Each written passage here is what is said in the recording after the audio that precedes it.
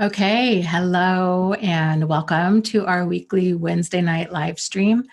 I am your host, Dana Morningstar, and this is a live stream that we do pretty much every Wednesday night at 8:30 p.m. Eastern Standard Time. Today is May 22nd, 2019. So if you are new here, welcome. And if you are returning here, welcome. So, Slavic Princess, hello, welcome. Anne, Tanitria, Donnie, Jack. Anne says, hey, from Vegas. Thank you for doing this. You are so very welcome. Are you roasting in Vegas yet? Is it over 100 degrees there yet? Phoenix Rescue. Soaring Feather, Kirsten. Rosario says, hi, Dana, miss you. Oh, I'm here. I'm here every week. Mustard Seedish says, I'm new, sorta. Elizabeth, Sandra, Jennifer. Welcome, welcome. So I was at my class again this evening, and I just thought I would share some stuff with you guys. We ended the class by discussing different forms of intimacy, which I thought was really interesting. The woman who teaches the class is a sex therapist and, works with couples and in sexual intimacy. And one of the things that she was saying was that sexual intimacy is just one facet of intimacy, that there's so much more going on there. You have emotional intimacy, so being able to connect with another person and share your honest feelings. I'm sad, I'm frustrated, I'm angry, I'm hurt, I'm scared, I'm this, I'm that. Having that trust with that other person to be able to open up and share what's really going on with you emotionally. There's spiritual intimacy. So connecting with another person in a spiritual way. Maybe it's through the same belief system or similar practices, or even if it's different, still being able to provide that understanding and the support that the other person needs so that they can grow spiritually. There's physical intimacy, which isn't just sex, but little things like cuddling, holding hands, closeness with another person, just that physical touch. There's social intimacy. So spending time with that person, enjoying their company, being able to talk to them, carry on a conversation. There's a sense of playful intimacy. So being able to have fun with this other person and enjoy that part of them as well. So then there's also financial intimacy. So being able to openly discuss money and finances and financial goals and concerns and all of this. And so I really liked how she broke it down. And I thought it was just fascinating how she was saying, people will come into her office and they will talk about kind of sexual challenges or frustrations that they're having in the bedroom. But she said that's rarely the issue. It tends to be all of these other forms of intimacy aren't there. And that comes out in the bedroom. And how, especially for this culture, for American culture, sex and intimacy in general, frankly, is not something that's really discussed. So I don't know. I left, I have like an hour drive home after that class. And so I was thinking about stuff all the way home, how it's so interesting how that isn't brought up. And different therapists that I've worked with over the years, or, really any mental health professional will just touch on that a little bit. They might ask, how is your sex life? Or how is, are you in a relationship? How is your relationship going? But there isn't this real kind of deep dive into intimacy.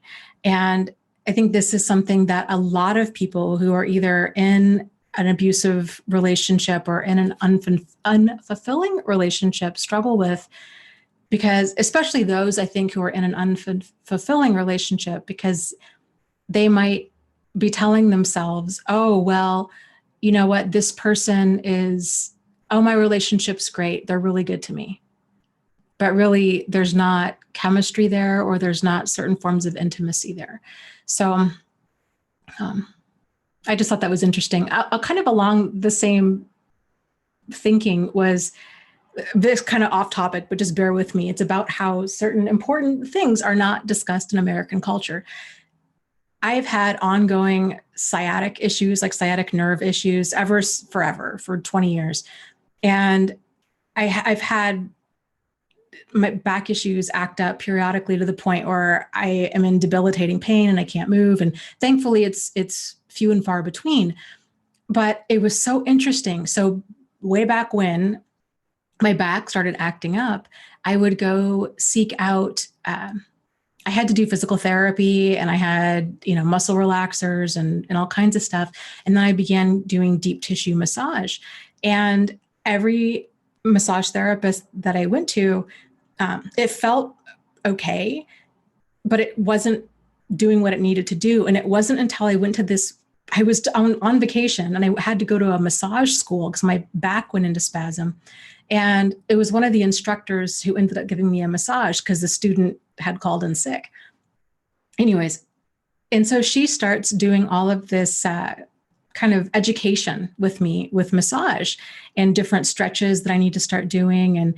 And she, there was no hesitation on her end. And she began like massaging my butt and was like using her elbow and like really getting, into my sciatic nerve and like helping just loosening all of these muscles up. And she was saying, she's like, it's an American thing. There's certain areas of the body that just aren't touched, but for your issue, because it runs down, your back, down your legs, that's, you need that. And I was like, that's so bizarre that it could be a medical reason that these muscles are in spasm, but it's still not addressed. And I don't know. So that's kind of where my thinking was. It's weird how physically we don't address certain things that we need to, and emotionally we don't address certain things that we need to because it's not considered socially acceptable or appropriate. I don't know. Random rambling. Thank you for bearing with me. Okay. Oh, that's too funny. Let me scroll up. TJ says, I had a teacher with sciatic problems once that the thing that cured her was square dancing. Go figure, it worked like a miracle. That's really random. Yeah. I don't have half the issues I used to. I have a standing desk. I make it a point to stretch. I go to aerial yoga. It's a lot more stretching, and it's just a lot more, I just try to not sit down as much, and that makes an ocean of difference. So, yeah.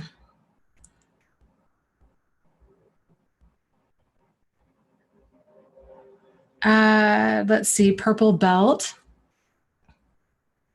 Yeah. Jack caught that too. Purple belt was saying, my ex would often use sex interchangeably with sex because I think true intimacy was impossible for him. And then Jack says, sex interchangeably with sex? Yeah, I'm not sure what is meant by that, but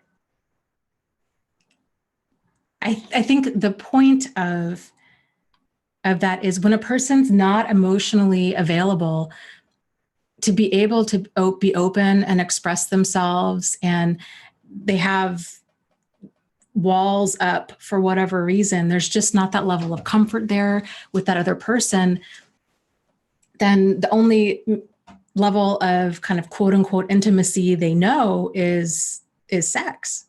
And that's only, and sex isn't always intimate. Sometimes it's just the act itself. And again, like we were discussing in this class, she's like, if it's not mind, body, and spirit, then it's you're just going through the motions and there's no sincere form of connection that's being made. It's just two people kind of gratifying themselves. And if there's not that mind, body, spirit connection there, then it's really kind of two people performing selfish actions. So I thought that was a good way of looking at it.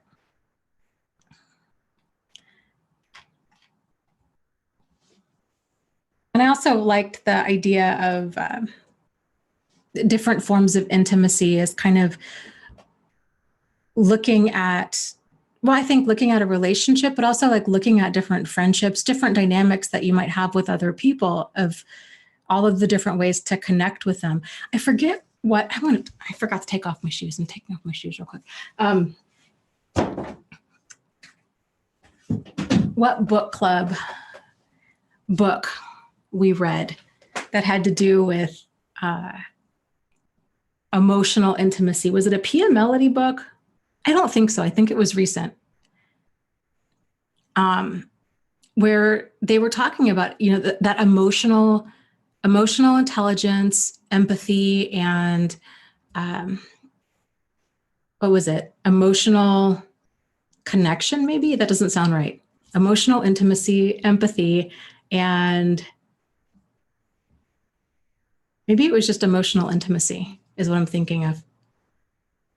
But it's so spot on. Like if those things aren't there, then a relationship really isn't there. And I think for so many of us, we can look back on the different relationships we've had in our life. And I mean, I know for me, I look back 20 plus years over different relationships, especially the ones that I was really hung up on the person. And I think, oh my gosh, this relationship had none of that. I don't even know. I guess it was trauma bonds that kept me there. But we had nothing in common. This person was rude, inconsiderate, deceitful. I couldn't trust them. The chemistry was not there.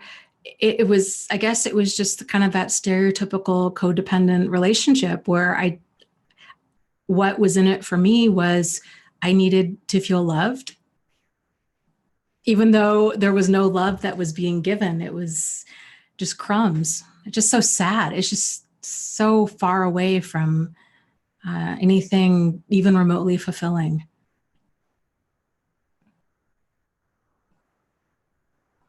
Slavic Princess says, Dana, I don't intend to actually appear codependent here, but I have been coming to the most profound realizations through incredible shadow work.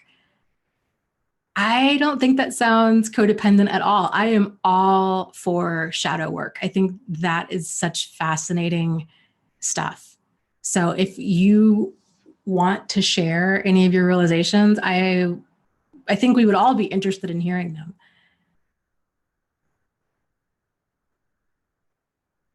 Rosario says, Dana, I've been narcissist free for 4 years, and my narcissist texted me a month ago saying he was sorry for everything. Hoovering. I just wonder what is going on in one's head once I made it clear when I left him 4 years ago. It's, well, he's bored, he's horny, he needs money, he needs a place to stay. He's trying to get an emotional rise out of you, thinking that you'll lash out and say, oh, what are you, nuts? I would never be with you again. These kinds of things. It's hard to say. It's just games. It's just games with these people. That's all it is. And Gareth says, no, Dana, you needed to correct childhood issues. Yes. Well, I did that too. Like I've been working on that for a very, very long time. So yeah, don't get me wrong with that. Yes, examining. So let me talk a little bit more about that for people that are new. So so when we say childhood issues, it can be early attachment challenges or lack of, unaddressed, unmet needs that later on turn into vulnerabilities, kind of just correcting I don't know. For me, it was a lot of things. It was really understanding, getting in tune with myself and boundaries and standards and deal breakers, and knowing when I was being mistreated and when I was in an environment that was nourishing for me. And really, just really getting in tune with myself. Once that part was in place, like that core sense of self was back, it made so much of the other work a lot easier. So I don't know. Is there anything you'd like to add to that, Gareth? As far as child work that, I don't know, that you think I need to work on, or that you think other people that we should address in general?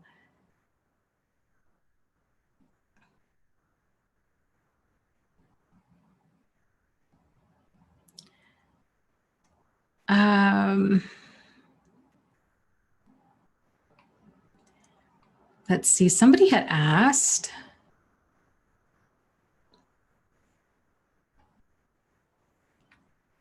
David had asked, what is shadow work? Shadow work, it's Carl Jung, who is a very famous, what was he? I think he was a psychologist, came up with this concept of the shadow self. And so our shadow self is basically all of the thoughts, feelings, and actions that we repress. So we don't allow those to surface. And the kind of the thought behind this is allowing that stuff, our honest thoughts and feelings, to surface in a safe way, so we can sit there and examine that and then kind of make peace with this hidden side of ourself. Because it has, it's still a part of ourselves, and it has a lot of, oftentimes it has a lot of, messages and insight for us. It can just be very uncomfortable, because a lot of this stuff it's socially unacceptable for a person to, hate their mother, or to have certain cravings, or kind of just things that are considered kind of frowned upon or taboo, to not, I'm not saying act on them, but like to allow them to surface and then explore kind of what this is actually about. Because there is a lot that we try to just pretend isn't there. And then that kind of causes its own problems, because then we're pretending that we don't really think or feel that way. But then that stuff it comes out in other ways. Okay. Gareth says,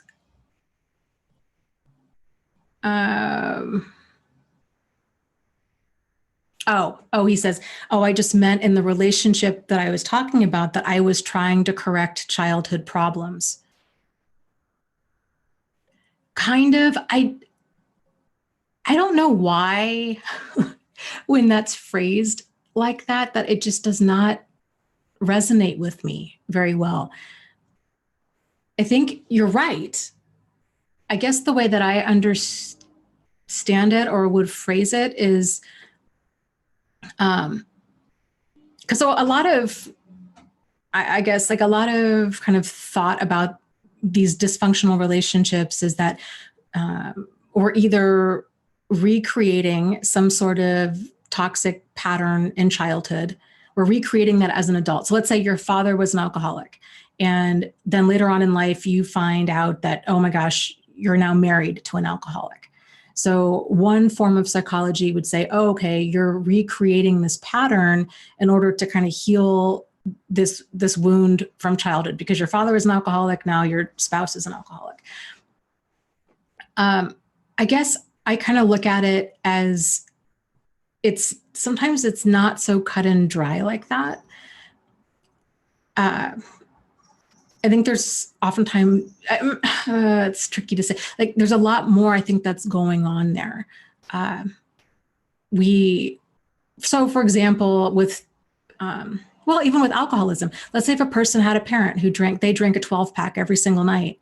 And if they tell themselves, you know what, I'm never going to date an alcoholic or marry an alcoholic, and then they end up marrying a person who is a closet drinker, and they really don't know how much this person is drinking, or the person's a different type of alcoholic than what they've experienced. So it might just be flying under their radar. It might not be kind of this deep, unhealed psychic wound within them. It might just be they truly weren't aware that this was going on to this extent. Or in my situation, a lot of the people that I chose in my life for close friends and for relationships, I, for a very long time in my life, felt unloved and unimportant. And I was very drawn towards people who made me feel loved. And so I also had no concept of how to keep myself safe. I think Pia Melody talks about this. I love the difference that she makes, because again, most kind of therapy, it's talked about in terms of coming from like a safe, loving home. That's great, but that's still not going to prepare a person for the real world. And Pia Melody talks about it in terms of it's not just a nourishing home, it's a nurturing home. It's a home that's able to help a child learn about themselves and get in tune with their emotions and who they are and their values and how to be self-protective, how to say no, how to set boundaries, these kinds of things. And I was missing all of that. So I was, it was a crapshoot who I had in my life. I had a handful of really fantastic relationships over the years. I had a handful of really wonderful friendships over the years. But then I also had a handful of really bad relationships and a really bad friendships. And, so I guess the big lesson in that for me was realizing I have got to slow things down and set the pace and work on filling those empty buckets within myself. So, making myself feel loved and significant and nourishing myself, not looking outside, not looking for somebody else to give that to me. And so once I got a lot of those pieces in place, the people that I was attracted to for friends or for relationships changed significantly. And I was a lot more prepared and equipped to walk away from toxic relationships or friendships. And so, okay, oh shoot. Somebody made a great comment and I went to read it and I touched the mouse and then it scrolled. Oh shoot, I'm gonna look for it. Elizabeth says, setting boundaries changed my life for the better, big time.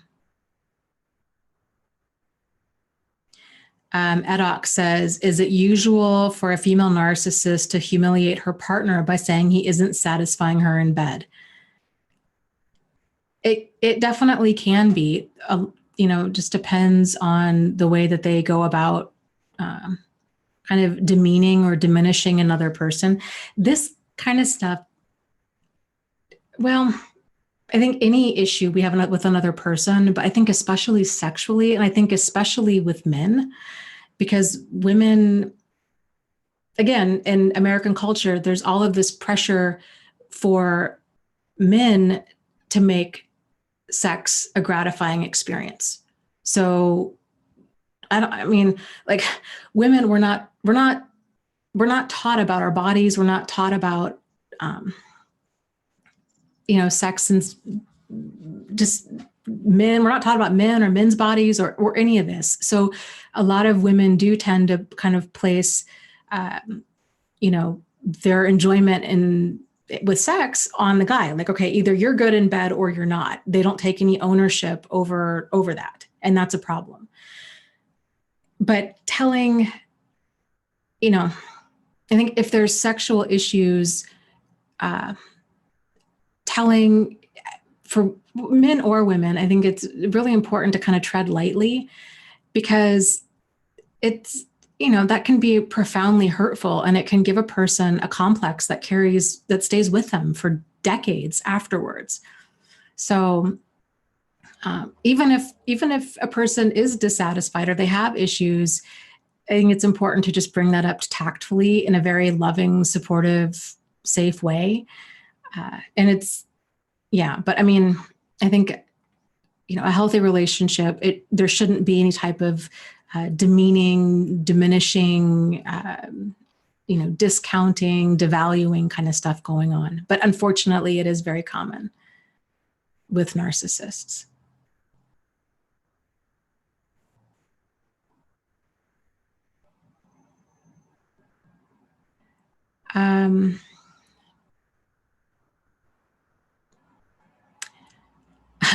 Local tourist says, I hear people talking about bad sex, but I've never experienced it myself, though. Well, you are very fortunate. it took me a very long time before I started to kind of reclaim that part of myself.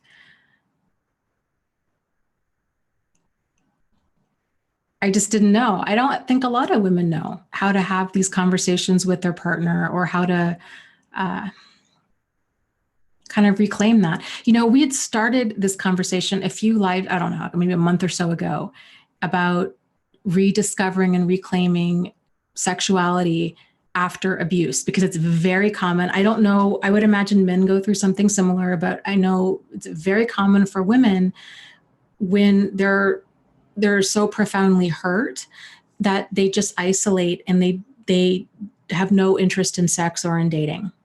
And they might they might let their appearance go. They might gain a bunch of weight. They might just start dressing really frumpy. They just want to become invisible. And reclaiming that, this is probably one of the most common questions we get on this channel is, when am I going to want to start dating again? When I'm still hung up on my partner. I have no interest in sex. What's wrong with me? These kinds of things. And one of the comments I had made a while back was, when we start taking ownership of that, especially as women, and we're not waiting for a man to come along in order for us to feel a certain way, in order for us to feel attractive or feel like a sexual being, I think it's helpful to own that. So buying yourself, I don't know, sexy lingerie or whatever it might be that you wear just for you. I think so many of us, we buy these things and we're like, okay, well, this is for special occasions and it's for my partner, but realizing, no, this is for you. And when you can change the way that you interact, I think, or relate to your own sexuality, then it becomes so much more enjoyable and it becomes more comfortable, because then you're not trying to put on this performance for the other person. You're doing this for you, but then you're letting another person experience this. And it's the same thing. I had stopped this conversation a month ago because I was so uncomfortable with it, but now I'm just coming from this class and that's all we were talking about tonight. But, so I apologize if this is uncomfortable for people. I'm in the mood to talk about it. But as far as rekindling your sex and sexuality after abuse, again, not waiting for another person to make you feel good, to learn your own body and to spend time with yourself, touching yourself and allowing yourself to feel good without somebody else there. Your sex and your sexuality doesn't need to be tied to somebody else. And if you can do that, when you are with another person, it's so much more fulfilling because I think you just have a better understanding of your own body. So, yeah, Elizabeth says, right. It's like do the performance, but then feel nothing at all.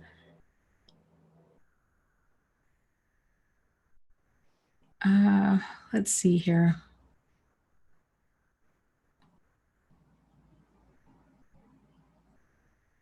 And Susan says, yes, as great as the sex was with my ex, it became very robotic. And I could see he was a performer and that was a turnoff.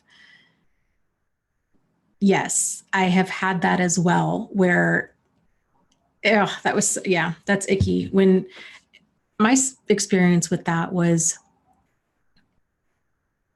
this person in particular would put on a performance because it was like it's not even that he liked pleasing me. It was uh, like I don't know, like the adoration he got from that. It was weird. It was just this weird.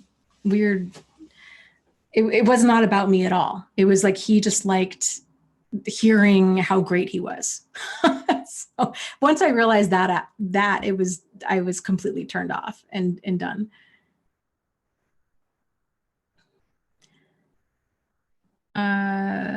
Let's see here.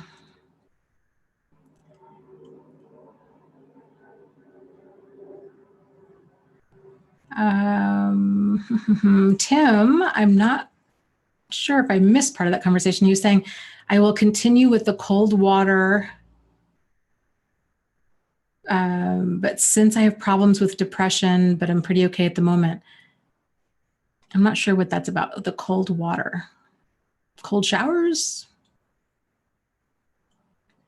Speaking of cold showers, I've been on a kick lately. I'm experimenting with taking colder showers. Like I'd like to get to the point, I know it sounds nuts, to have a really cold shower because I hear it's great for reducing inflammation, and it just gets, it just wakes you up. It's very invigorating. It's easier on your skin and your hair and everything else. So I've been doing that. It's awful. It's awful at first, but then it feels, afterwards I feel a lot more awake and rejuvenated.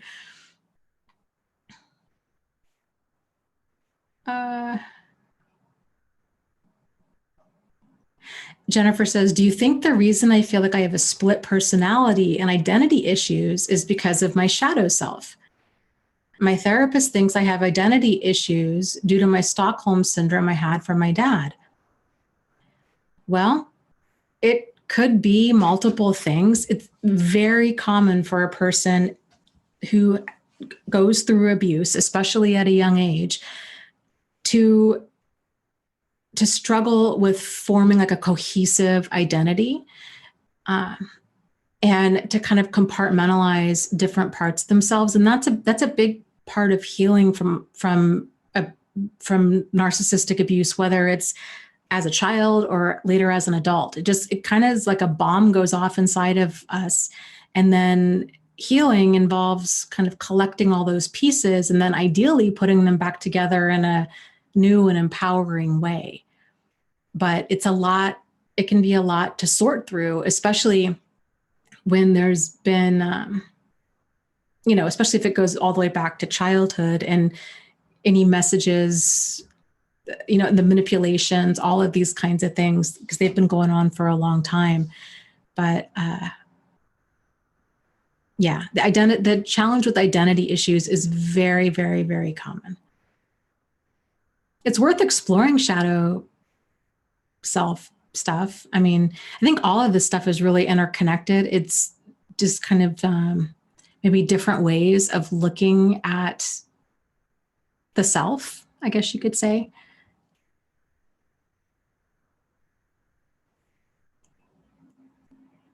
Heather says, I'm just trying to figure out why I'm codependent. I'm very happy with my childhood. My parents were excellent and supportive. So what happened to me? Well, here's my 2 cents with this kind of stuff is the vast majority of people, and frankly, I've never come across one in all my time of doing this. I've never come across one person who truly came from a nurturing home. I've come across many, many people that have come from loving, supportive, Norman Rockwell kind of environments, but very few, none. I've come across none that were given the skill set needed to effectively navigate the world. And when that's the case, and if we're given all of these messages, true love conquers all, and forgive and forget and commitment is forever and these kinds of things, without the context of healthy boundaries, that kind of stuff is really bad advice, or I should say has the potential to be really bad advice. So sometimes it's dysfunctional or incomplete messages that are passed along without the context that get people in trouble and stuck in these relationships. We're also taught through like romantic comedies and, love stories, and that this feeling of kind of almost like obsessive infatuation with another person, that is love. And then those feelings can be so powerful and can really keep a person in a bad relationship for a long time, because they're mistaking that intensity for love. And it's not. Like, love it's action, it's foundational pieces. It's that emotional intimacy and that connection and that empathy, that trust and that safety and all of these things with another person. So, I don't know. I found for a lot of people, once they have kind of those pieces of awareness, a lot of they're pretty able to start breaking destructive patterns in their life. So sometimes it really, I think, just is kind of there's that psychoeducational component that's missing for a lot of people. Once they get that into place, things really begin to they start finding that balance within themselves. They were like, oh my gosh, I didn't realize I was so out of tune. I didn't realize that my grandmother, I think, would be a perfect example of this. She came from a very conservative Christian sheltered home. And my grandfather was a narcissist who was also a minister, and complete wolf in sheep's clothing. He was very charming, very likable, handsome, funny, charismatic Christian guy. And she just didn't see him coming at all. And I don't even know like if she ever realized like what she got caught up in, because he just was so manipulative and such a, deceitful, hurtful person. And it just wasn't even on her radar of possibility. She thought, well, my goodness, he's Christian and he's a minister. And of course he's a good man. So the way that she just thought, well, the way all of his cheating and lies and all of this stuff, she just believed him when he said it had to do with her, because it just didn't compute for it to be anything else. So sometimes just developing this like healthier understanding of, just the context of like, it's okay for somebody to be angry and frustrated with you or in general, but it's not okay for them to be abusive. Like for a lot of people, it's like light switch. Oh my gosh, I didn't realize that. I thought I should give them some wiggle room because they had a bad childhood. They had a bad day. They're stressed out. They were drunk. They were this, they were that. And you realize, no, it's not okay. Like there's, that's not okay. Just kind of certain points like that can set people free. Okay. So let me,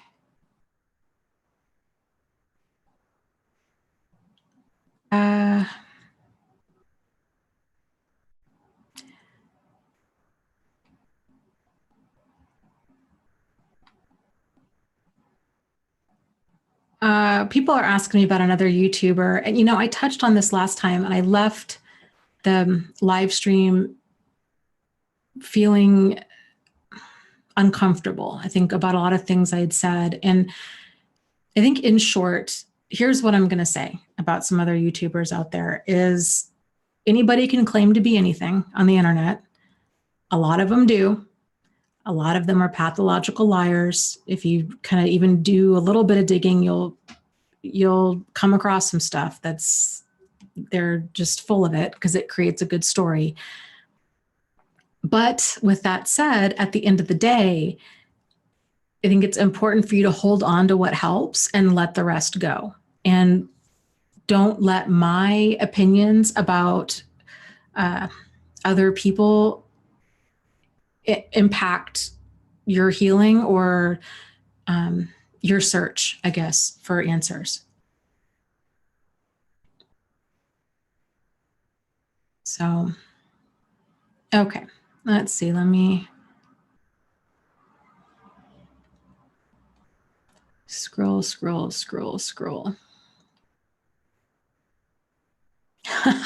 ASMLH says, yeah, me too. I'm working on taking a cold shower. I'm working up to it, but it's so cold. But I know it's good for us physically and mentally. Yes, I know. I keep telling myself every day that I hop in a cold shower, I'm like, well, at least it's summertime. At least I'm not starting to do this in like November or December, because I don't think I'd be able to stick with it.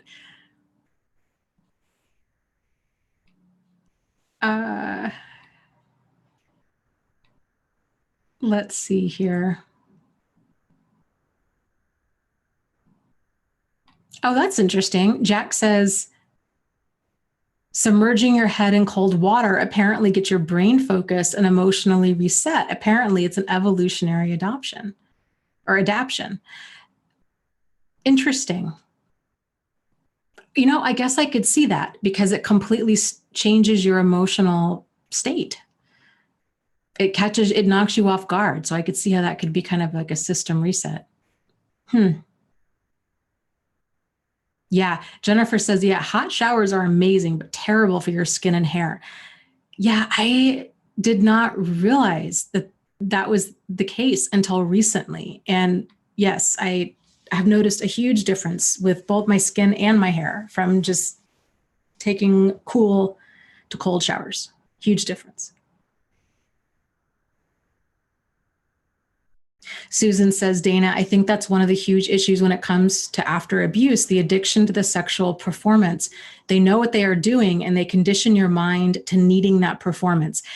Yes, for people who are with more of the kind of like somatic narcissists that do put on that whole performance and have the love bombing, and it's so over the top, and there's such this intense physical connection, especially when you start realizing, oh my gosh, this is a complete performance. Like they're trying to be my perfect partner.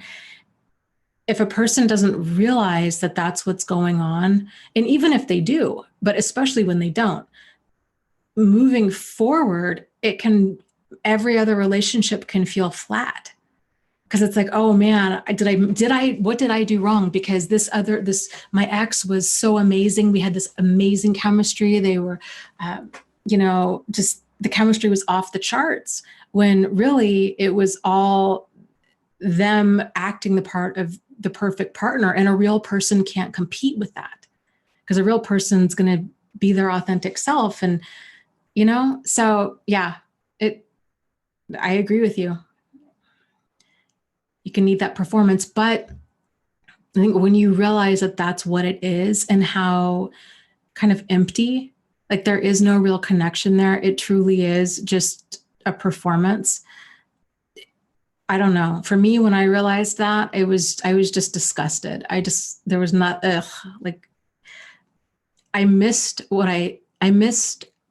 I thought that person was, but it's sort of like if you fall in love with an online dating scammer and they tell you all of these amazing things day in and day out, and it's the love bombing and it's all of these promises and it's just so wonderful. And then you find out, oh my gosh, this person's a scam artist. It can be difficult for people to move on because it's so intoxicating when somebody kind of makes you their whole world like that. But once you see it, once you're like, oh, this person is a scam artist, I think for most people, you're profoundly hurt, but you realize there's nothing there for me. Like this has all been an act, and I just have to move on.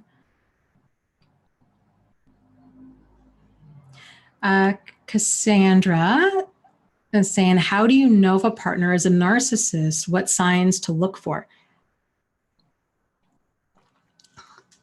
Well, here's the thing. There's, I have a whole video series, like red flags of a narcissist that you can go through. But really at the end of the day, it's less about paying attention to signs of a narcissist, and it's more about getting in tune with yourself and knowing when you're being mistreated. Because problematic people, narcissist or not, they can come across, they can and they do come across in a wide variety of ways. So if we're approaching trying to stay safe and trying to avoid hurtful people, when we're approaching it from like a red flag perspective and we're kind of breaking it down into parts. Okay, well, watch out for love bombing. Okay, well, watch out, for somebody, if they start becoming aggressive or controlling or jealous or possessive or demanding or trying to talk you into things, or they're manipulative, or their behavior is always kind of confusing, or they yell at you, or they do silent treatment. All of that, looking at flags like that, that's more of like a top-down approach. But the problem with that is everybody comes, problematic people come across in a wide variety of ways. And that top-down approach is only going to keep you safe to a certain point. It is by no stretch everything that you need in order to truly protect yourself from hurtful people. So like a bottom-up approach is when we're in tune with ourself. You have an idea of, and it can help to start off with, okay, what is toxic or what is draining for you? What is nourishing for you?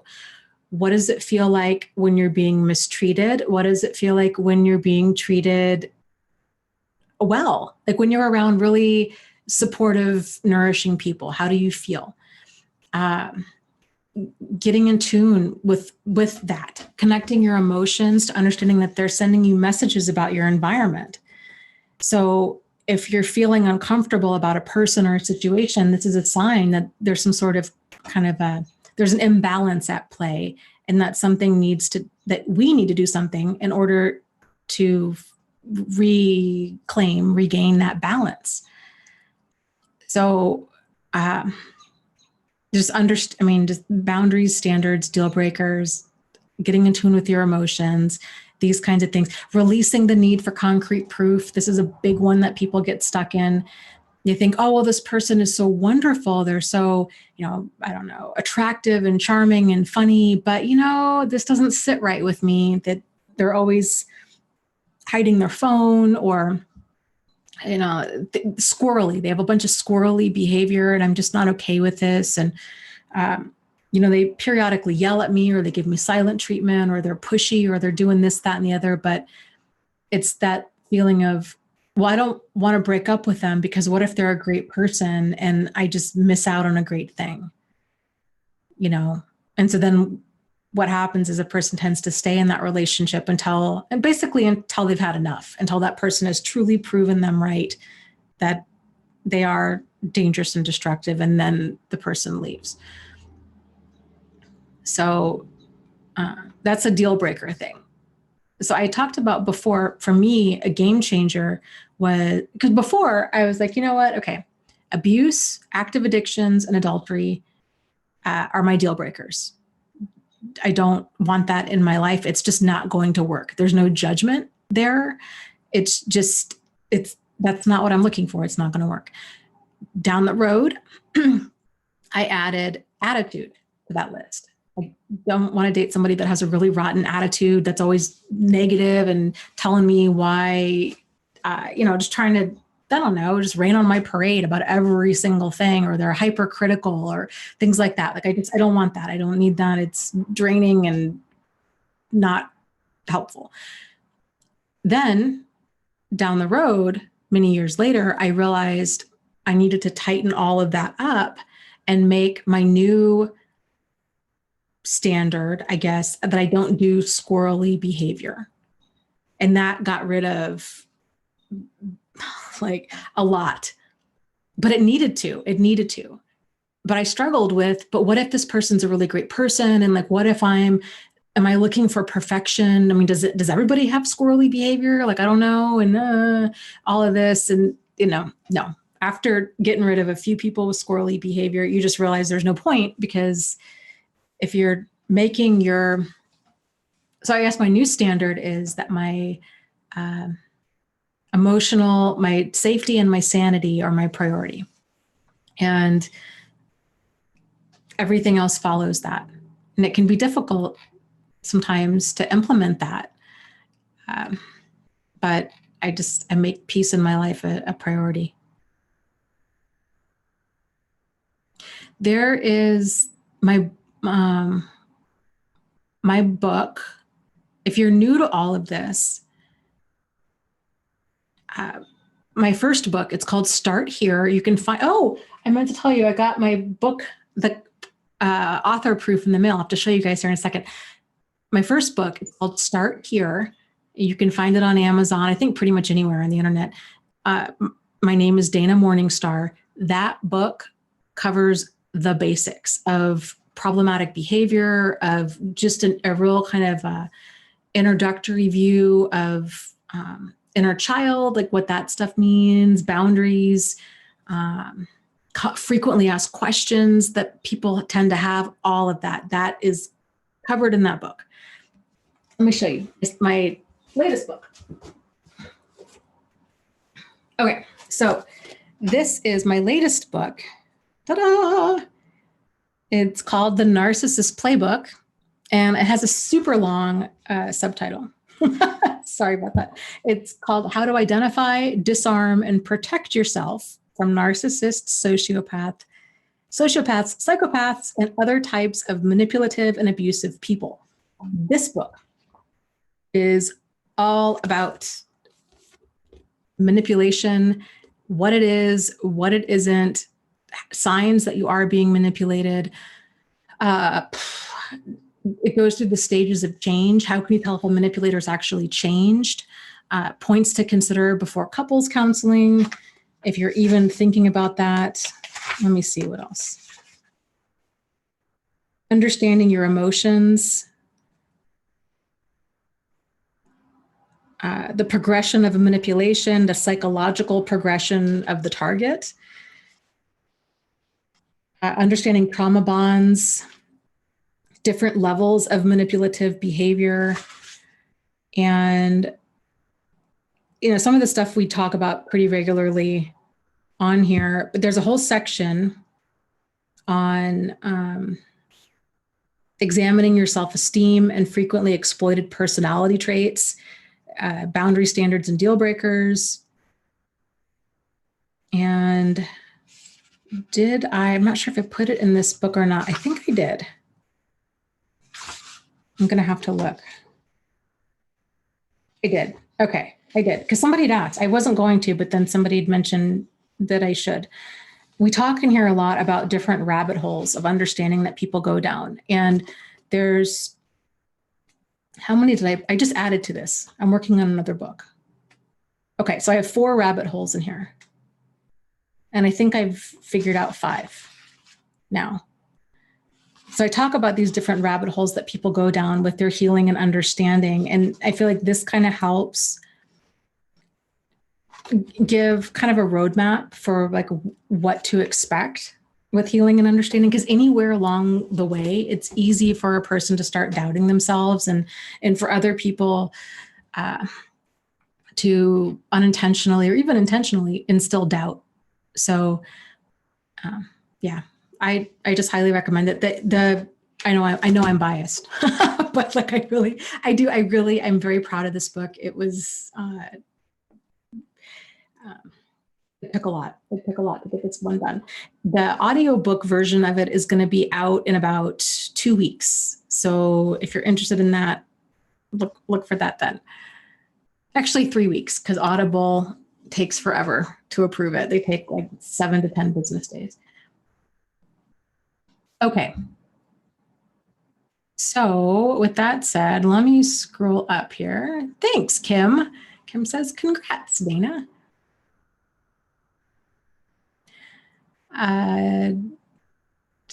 Tim is saying, well, actually, Eyes Wide Shut had mentioned that you can find my second book, which is Out of the Fog, on Hoopla for free through your local library. It says, I live in Los Angeles, so it's there in audiobook format. It's pretty good so far. Yeah. And you can also, just FYI, if you want any books, most libraries will order them for you. So whether you want the paperback or the audiobook version. So if it's not offered in your local library, and if you want to listen to one of my books that way, by all means, ask them to order it. So, or, any other book that we're reading that you find valuable. The book Out of the Fog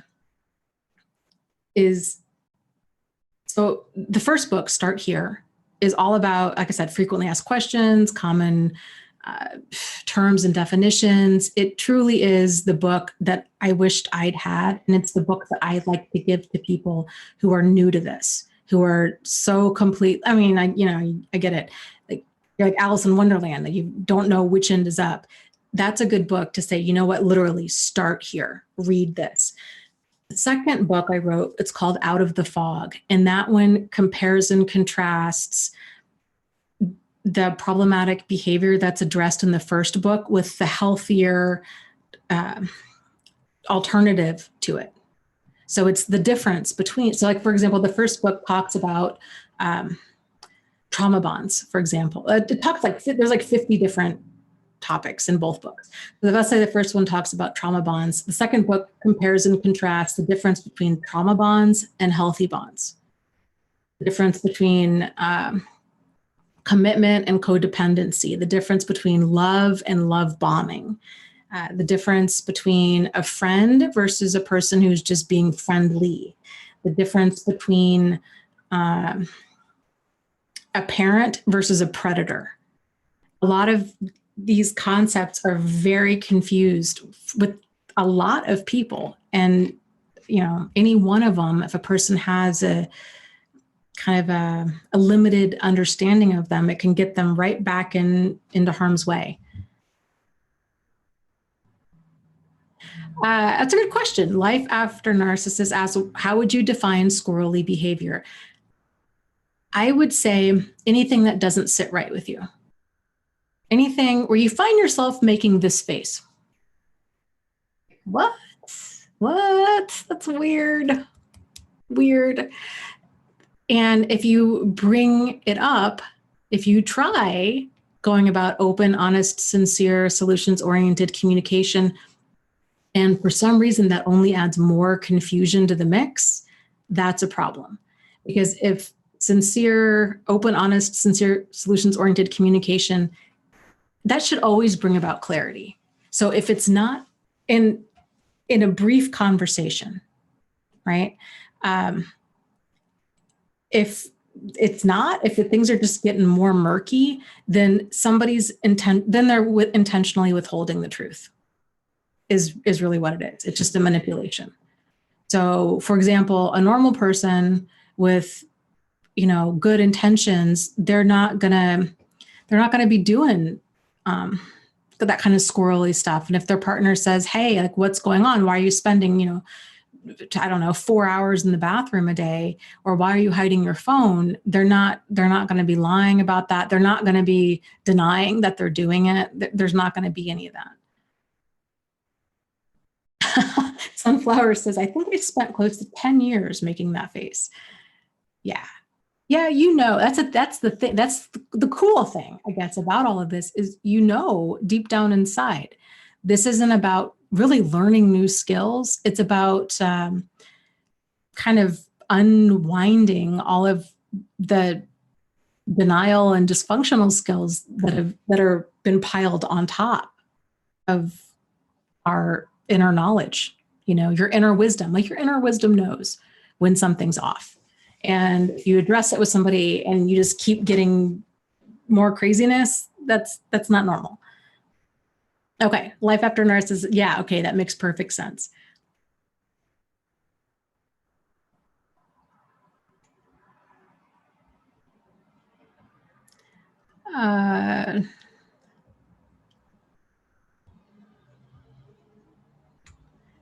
Let's see, cha-cha-cha.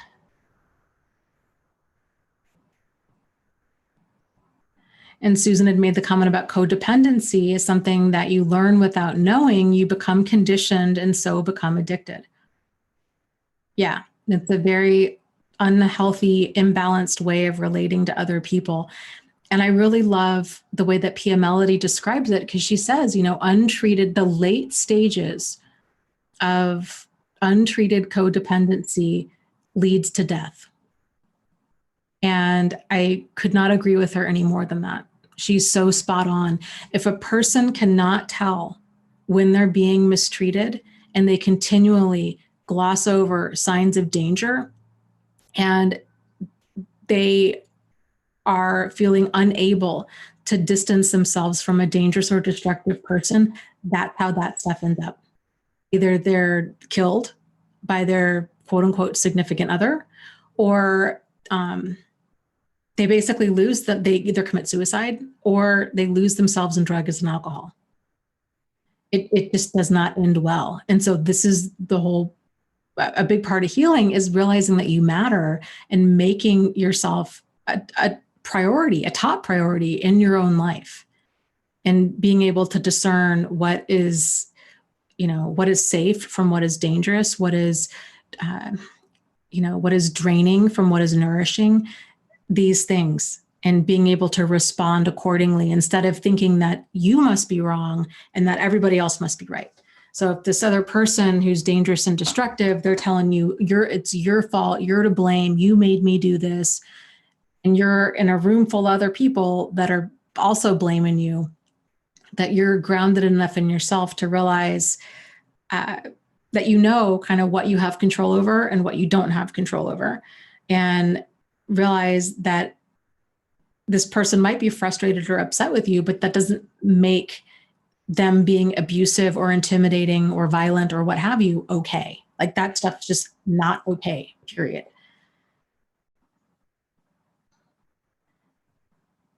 But yeah, the challenge with so much of this stuff is it's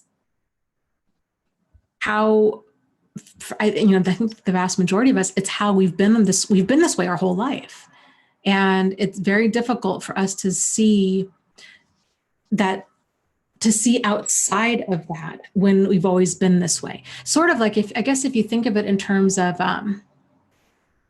maybe identity, right? If, for example, I am, I'm in my early 40s, I'm female, I am, I don't know, middle, what would you say? Middle class, I guess. These are I'm a sister, I'm a daughter. These are the different identities that I have in my life. And I don't know what it's like to be, a white male, or, a gay Black man. I don't know. Or because, do you see what I'm saying? So it's weird because we all walk around thinking that our worldview is just the way things are. And it's then when we start realizing, oh my gosh, no, actually there's other realities out there. There's other ways of being. That's when our worldview expands. So, but it's just realizing that, there's other worldviews. It's the same. I guess what I'm trying to say is, so if we always grow up with this kind of more codependent bend to things, thinking that overgiving of our time, our energy, our emotions, our money, our body, or what have you to other people, that this is what it means to be a good person. This is what it means to just be not even a good person, just sort of what it means to be a decent person in society. And we don't realize that there's any other way to do that when that worldview starts getting challenged by other people, perhaps here in the live stream, in the support group with a therapist, what have you, we're going to push back against that because we're so deeply embedded in it because it's all we've known. So when somebody's telling us, hey, you know what, actually, continually forgiving another person and giving them second and 20-second chances and setting limits and telling, your adult child who's living at home, who is an alcoholic and can't hold a job, that they need to move out, that's not mean and cruel. It's actually, you're doing them a favor. Like for a person who doesn't have boundaries and that understanding, this all just seems really mean and insensitive and cruel and heartless. So does that make sense? Yeah. And Susan says, yes, Dana, that is so on point. My mind found solace in suicidal ideation. And because I stayed too long, I've now got autoimmune disease, fibromyalgia, CPTSD. And if you feel something is not right, then leave. Yes. And again, this stuff is not taught to the level that it needs to be. The exact opposite, unfortunately, is taught. You know, be compassionate, be forgiving. But it's, again, that's great. But it's got to be couched within the context of healthy boundaries. And yeah, because it does take its toll on our physical health and on our emotional health.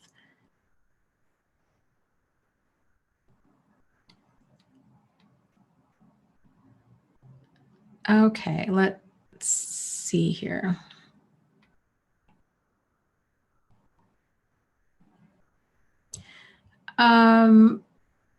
Oh, I do not think I'm going to say your name properly, so I apologize ahead of time. Soraya asks, are introverts more prone to finding themselves in a relationship with a narcissist? I guess it depends. Well, not necessarily. For starters, the term introvert, let's just, I guess, get on the same page with our understanding of that term. A lot of people, when they talk about people that are introverted, it tends to be used as a synonym for shy.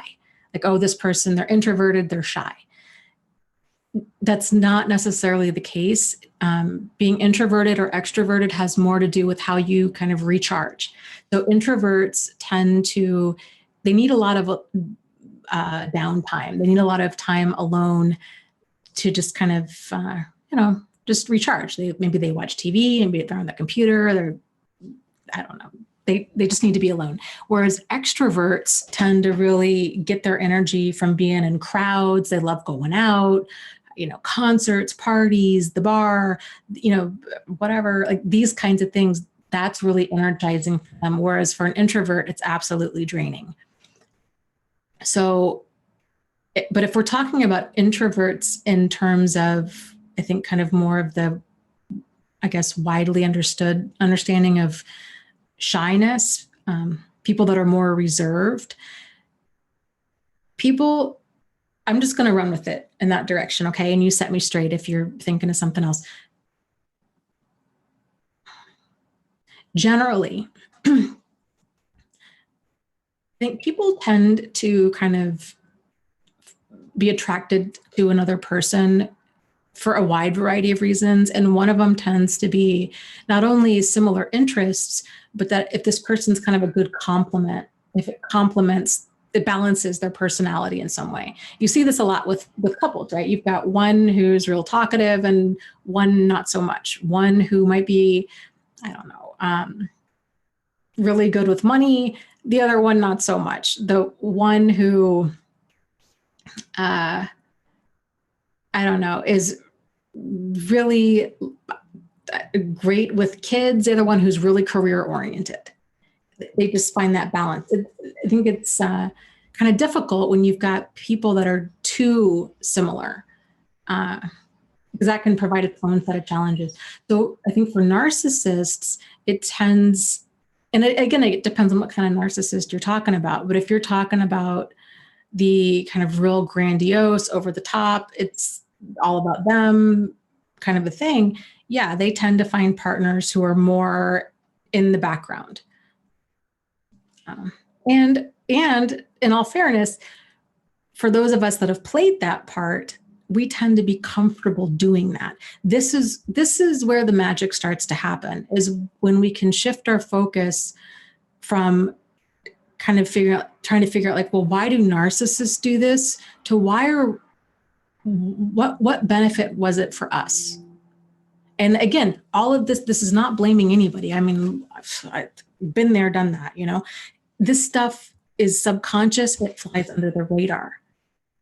So for a lot of people that are more on kind of that overgiving side of the spectrum, for a very long time, perhaps their whole life, they grew up either with the direct message, maybe they had really narcissistic parents, or maybe it was generational, maybe it was just kind of how things shook out in their family. Maybe they had some children that had some special needs or that were hyperactive, and those children took all of the time, and the other child by default had to put all of their needs on the back burner, kind of a thing. But somewhere along the line, for people that tend to overgive, they learn, like I said, in either direct or indirect ways, either malicious or just kind of through circumstance, put their wants and needs on that back burner.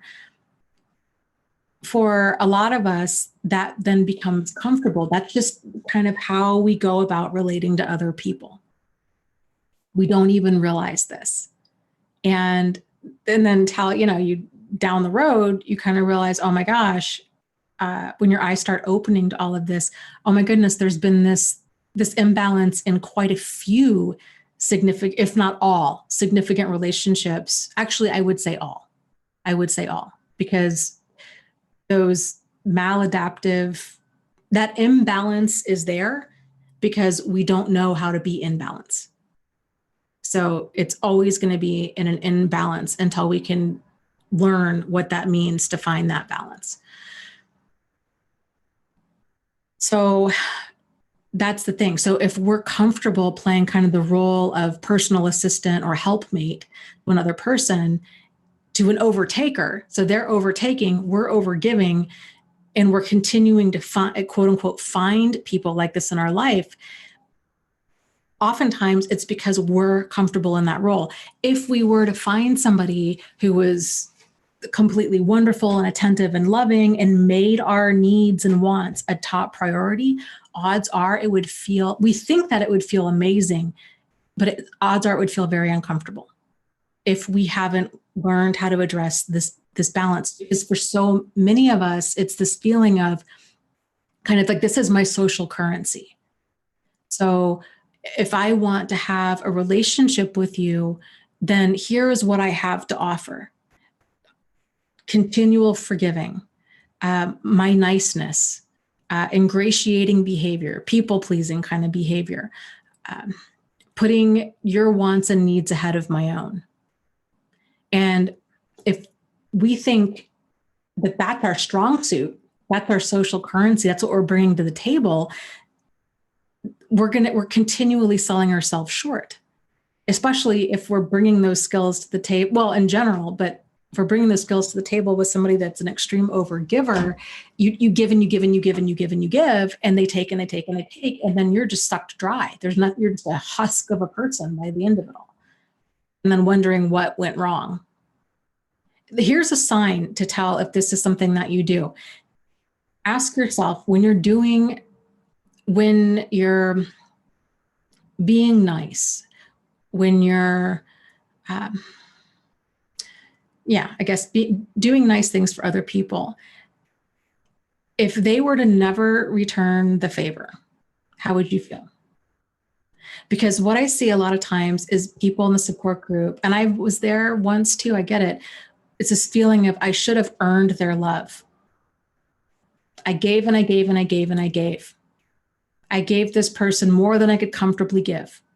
I put off my dreams of going to college or becoming an actress or whatever. I gave them, 20 different chances. I took them back after I found out that they were with prostitutes. I took them back when they were struggling with addiction. I took care of their ailing mother who had Alzheimer's. I look at everything I did for them. And this is how they treat me. If that's what's going through your mind, and I understand it, that's a sign of an imbalance. And that's a sign of, this is my social currency. Therefore, I should have earned their love and their respect and their loyalty and all of that. Not the problem.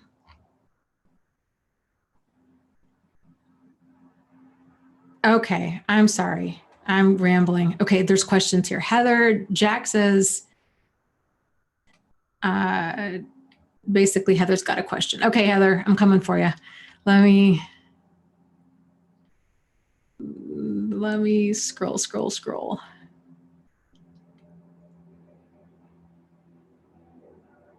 Yeah. And Elizabeth says, yeah, I set strong boundaries with narcissists and they're not even interested in dealing with me. They know I know. Yep. Yeah, that's the thing is when you make that shift to it's about you, we don't need to figure out another person. You just need to figure out where your line in the sand is and like what's comfortable and not comfortable for you. And then kind of cross-checking yourself and making sure that what's comfortable is also in line with healthy, then yeah, it's you don't have to worry about these other people ruining your life because you'll know when that line is crossed because that line is you value safety, you value your safety, your sanity, you insist on being treated with dignity and respect. And if anybody starts crossing that, if you give them kind of one, I don't know, like warning shot and they keep doing it, you're like, you know what, I'm done. There's nothing here for me. I can't communicate. This person's not interested in respecting my boundaries. So, not going to make myself nuts, kind of distancing yourself. Okay. Let's see. Heather, where is your question? Let's see.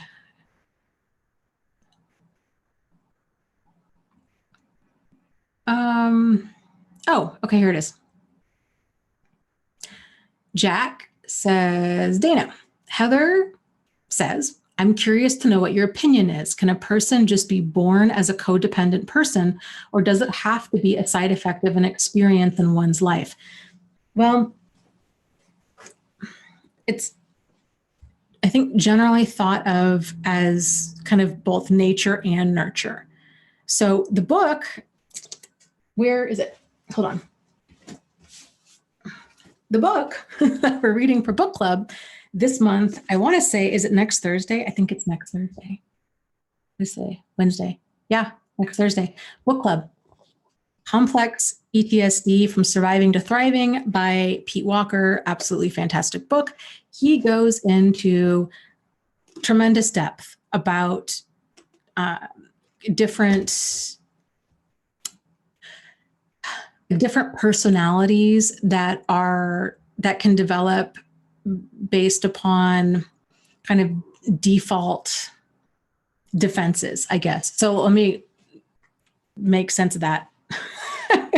That was just a bunch of words. Let me make sense of it. So he carves it up in terms of like fight, flight, freeze, and fawn or friend. So these are the different defenses that we all have. This is how we all navigate through life. There's an appropriate time and place for each of these defenses. We want to go into fight mode when we're being threatened or attacked. We want to go into flight mode, or possibly like that friend mode, that ingratiating kind of people pleasing mode. Sometimes that might work. So there's a time and place for these kinds of things. However, it becomes a problem if we become primarily locked into this defense, and that's the primary way that we handle everything. And so the theory behind this is, and we all have, here's the thing, is we all have our default defenses. So for example, he carves it up in terms of we have a primary defense and then like a secondary defense. So I would say, I don't even know. Mine's close. It's close to maybe 50-50, 60-40. Flight is probably my primary one, and then friend would be my other one. So the flight personality type can be avoidant, but then the fawn or the friend personality type is more what we would consider codependent. So it's the people pleasing, overgiving, ingratiating. That's my two things. That's how I basically handle stress. So I either sleep, I procrastinate, I completely flake out. I shut down when I'm under stress. It sucks. And on so many levels, I hate it. My least favorite thing about myself, I think. And And it's something I'm trying to get better at because, it's not like, not a good way to go through life. So that's that. The fight defense is more of like the narcissistic defense. So when a person's in fight mode, we all are, when we're in fight mode, you become very focused on survival. So you become incredibly defensive. You're aggressive. Your adrenaline is kicking in. It becomes it's either me or you type thing when a person's in fight mode. And so here's what's so weird about these different defenses is it doesn't have to be, it can be a threat that's either real or perceived. And it doesn't have to be a big threat like a mountain lion, or we hear a rustle in the bushes and we think it might be a mountain lion. It could be something like, you've got to go give a speech and people, you go into fight mode or flight mode and, or you freeze, you can't move, you can't think, you're just standing there like a deer frozen in headlights and everything. So we experience a lot of these defenses on a fairly regular basis. We just don't realize that that's what's going on. And so if a person has biologically, they're just kind of wired and you can see this stuff. I mean, you can see this stuff in babies even, but especially in little kids when they start really becoming like little, it's going to sound really weird, but like little people, when they really start showing their personality, around, 18 months or so. And you notice, oh my gosh, this child is so different from this other one. But like I said, you can even see it in babies, even at a few weeks old. You've got one that's so, easy. And then you have another one who just can't be soothed no matter what. And then you kind of watch these children, as they grow up, and sure enough, that their personalities kind of tend to go along those same lines. So yeah, it's thought that there definitely is kind of genetic component to which style we default into, but then also environmental. So if we experience something, and that's the other thing. It doesn't have to be this major thing. It doesn't have to be a person was, horrifically abused as a child, or, they were abandoned and left on the doorstep somewhere. It doesn't have to be that. It can be anything. That's what's so scary about this. It could be they get bullied at school. They have some sort of traumatic experience. I don't know. I'm trying to think about stuff in my own life that wouldn't maybe seem that significant, but that had a profound effect. I'll have to think about that for a little bit to try to give you a better example. Here's an example of some friends of mine. I have two friends of mine. They are sisters and they are both gay. The older sister is really aggressive and just kind of a difficult personality. And the younger sister is not that way. She's not aggressive. I'd say she can be competitive, but she's, easy. I don't know. She's just a lot easier to get. I enjoy both of them. Don't get me wrong, but a lot easier to be around than the older sister. They were both raised in the same household with the same parents who did not approve of their sexuality. They had a lot of the same issues. The older sister has she was diagnosed with borderline personality disorder. And the younger sister was saying, she's like, I don't get it. Nothing, like quote unquote, nothing happened to her. It's not like she was abused. It's not like her parents divorced. It's not like any of this stuff happened. How come she's that way? But the reality is, boy, when your parents don't approve of you and you're continually told that you're bad and wrong, that's just probably one of many things that had occurred throughout her life. So it's hard to say. One person kind of it can internalize that stuff more than another.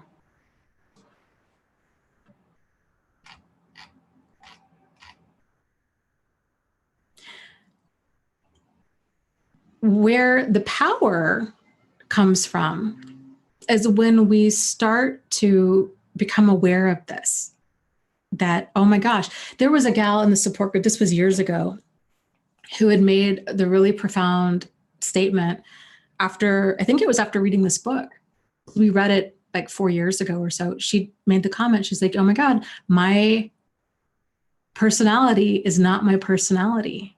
It's a big coping mechanism.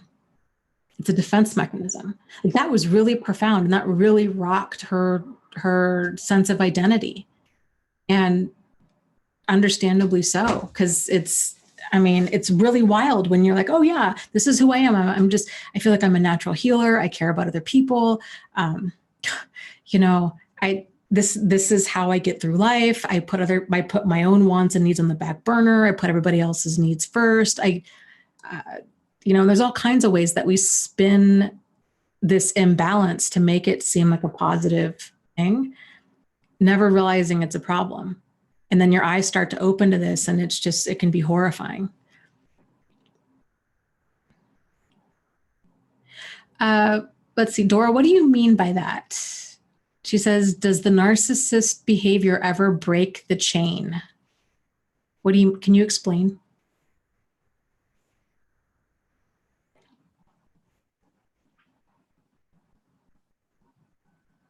Let's see. To lead is to love says, so I think there's a progression from fight to flight to freeze to friend, and manipulators that want to control you want to get you to friend response. Yes, they will continue pushing buttons. I mean, depending on the degree of the manipulator, but, and I think most people, narcissist or not, whenever we encounter something that is jarring, that's just like, whoa, kind of knocks us back, we tend to go into freeze for at least a few seconds. Then the real default kind of behavior surfaces. So for example, because my default tends to be flight or fawn, I'll just call it friend. I think fawn is confusing. Flight or friend is my default. When I get stressed, it takes a lot for me to go into fight mode. And that's a problem, frankly. Basically, the one thing that gets me into fight mode is if I'm seeing somebody else being hurt. Then I snap into mama bear mode and watch out. Like, I just get really, I'm not, hateful or anything like that, but I have no problem asserting myself or kind of setting somebody straight, or even physically. I could see myself physically getting in a fight if I saw somebody that was, elderly or young or whatever being hurt. But I have a family member, for example, her default is fight 100%. And I almost kind of envy that, because she is able, it's a problem. Like, it's too extreme. Like, she could use some balance with that, but she is able to think so quickly. If somebody says or does something inappropriate, boom, she's totally online and is able to she's able to set them straight and draw that boundary really fast. I am not. Somebody does something inappropriate to me, I freeze. I guess in that situation, I generally freeze and I stay frozen, and then I just want to get out of there. And I go into flight if I can. And then that's terrible, because then I get upset, like, well, why didn't I do anything? Why didn't I say anything? But really, it's just like everything left my brain. I was completely frozen. And people that have that natural fight defense don't understand that. So a lot of victims struggle with this when they're like, well, what? Here's an example. My ex-husband, this was 10 plus years ago, for Christmas, bought me a packet of like gift certificates for massage at this real like fancy hotel. We were living in California at the time. And the first time, I mean, it's like ridiculous. Now, first time I went there, it was a guy masseuse, and it was in like the basement of this hotel, and there was nobody around, right? I mean, it sounds like it's a dungeon kind of thing, but it was just like in the lower level of the hotel where there were some shops, but nobody was really down there. The guy was kind of creepy, squirrely, confusing kind of behavior, but I just kind of glossed over it. Cause I'm like, well, he's a professional. Like, surely I'm wearing my wedding ring. Like, surely he's not hitting on me. Right. Cause I was so naive. Like, it didn't dawn on me that somebody would hit on a married person. That's how naive I was. And anyways, so then I still had like 5 or 6 more massages to go. Then the next one I went, is this again, same guy, starts becoming more inappropriate. And again, I didn't say anything. I did not enjoy the massage. I was completely frozen the whole time, like trying to figure out, is this guy is he creeping on me, or am I just making a big deal out of nothing? And like, this is just his style of massage. You know, he's just very open with his approach. And then the third time, it like flat out, the guy, he had a candle behind me. Okay. And so he would have me, you know, you obviously are undressed before they come in the room. And then he would have, you know, halfway through the massage, he'd have you get up and then turn over. And he held up the sheet so I could get up and then turn over. And it didn't dawn on me till later. Because the way I was backlit, he could see everything through the sheet. And that was his whole intention. And then during the massage, at one point, he's like, oh, you're back. You know, I really need to kind of adjust my position to work more on your back. He asked me, he's like, do you mind if I get up onto the table? And so I was like, well, I guess, you know, if you need to. He gets onto the table, straddles me, and then starts massaging my back. And I could feel his body like on top. It was so scary and inappropriate and gross. And I could not talk. I could not move. Awful. And I ended up giving the rest of the tickets to a male friend of mine to go there. But that's the thing, like explaining that to somebody else that doesn't go into freeze, they don't get it. And they act like, oh, well, then you were asking for it. I mean, if you didn't say anything, then, you know, like, why wouldn't you say something? Like, why wouldn't you just get down, tell the guy to go to hell, get your clothes, and then leave? Like, well, it's not how my brain works.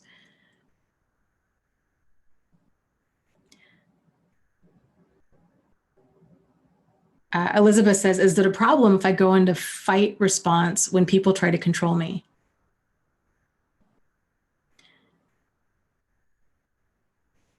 It can be. When after abuse, a person especially is very reactive, and certain things can really be kind of this hairline trigger where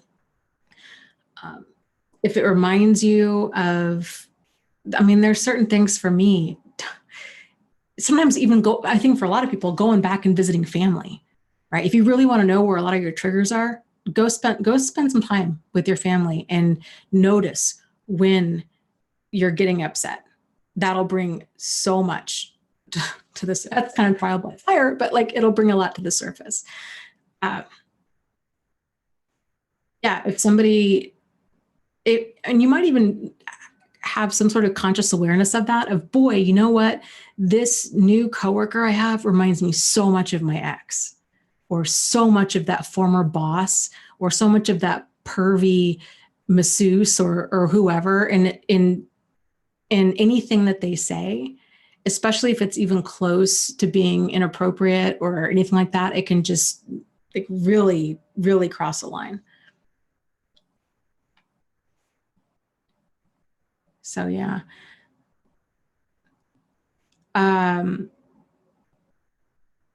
Eyes Wide Shut says, sometimes masseuses do that. They jump on your back. It says, I think it was a normal routine. This was not, because I shouldn't be feeling anything other than your hands. If I'm feeling a guy's crotch rubbing on me while I'm getting a massage, that's not okay. So I had that. I mean, that one massage I got with that woman, that instructor, I mean, man, talk about, there was like, I mean, she saw everything. Like, she was stretching my body and like doing all kinds of stuff, but it never, and it wasn't just because she was a woman that I didn't feel inappropriate. It just didn't feel inappropriate. I've had massages with women. I've had bad luck with massage. There have been 2 different female masseuses I've had over the years who were weird, and I didn't go back to them. So, I mean, you know, when somebody's crossing a boundary.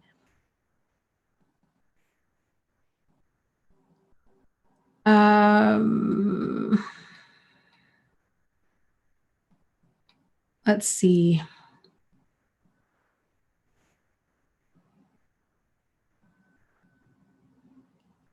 Oh, overcomer. This is a challenge. She says, Dana, do you think it's healthy to be in a relationship that took 4 years to develop into a relationship if there's respect of each other and boundaries, etc., but feels boring and there's no chemistry? I have found myself slipping into those. I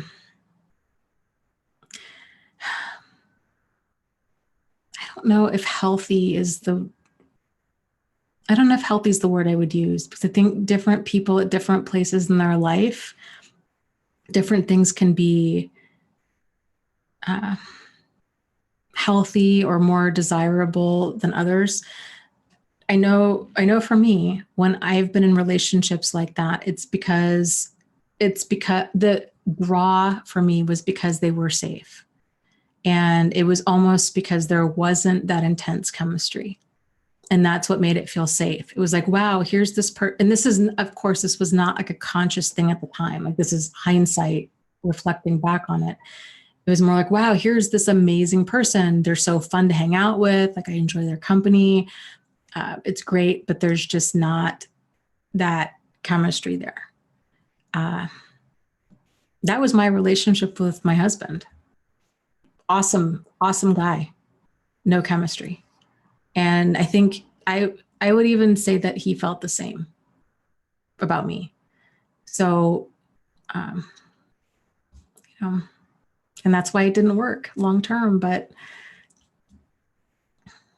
I don't know. My mom's friend ended up, she was friends with this guy for a long time, and he was significantly older than her.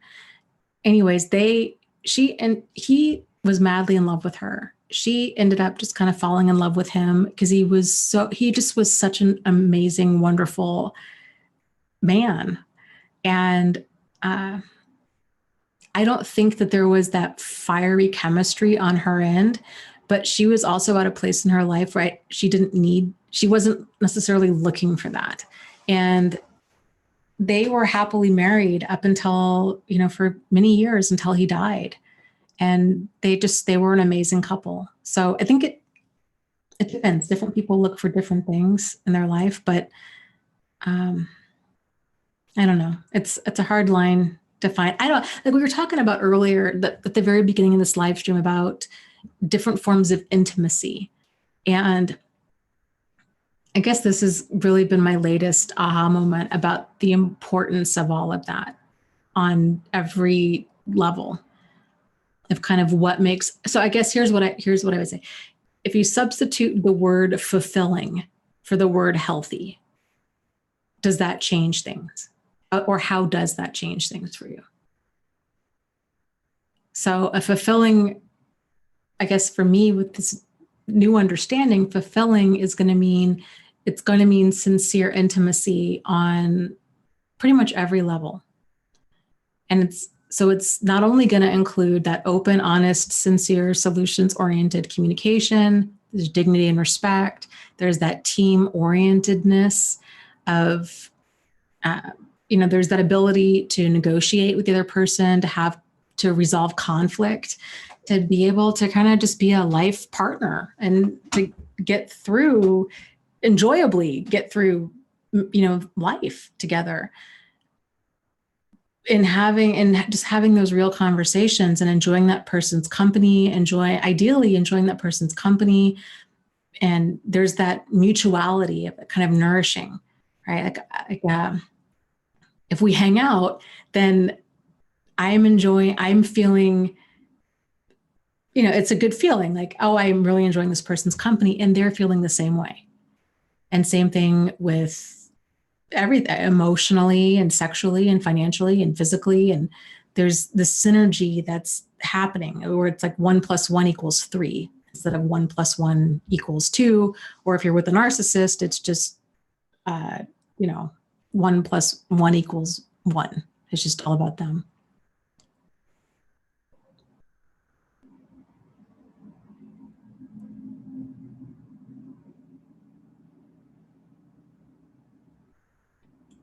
Yeah, Tim says that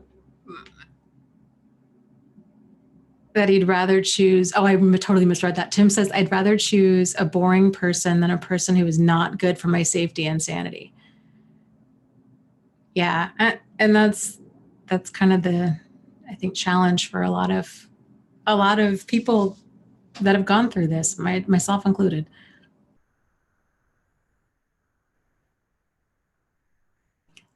Jenna says, how do you set boundaries with a codependent parent, especially when they are an alcoholic and very defensive? They want so much of your time, but it's suffocating. I hate feeling guilt. Well, I would say you set boundaries with a codependent parent the same way that you would set boundaries with any parent. So it starts off kind of knowing where those boundaries for you are. Here's my thing, because I have a family member who's supposedly, we'll see, supposedly a recovering alcoholic. I hope to God that she really is. But whenever there was any, whenever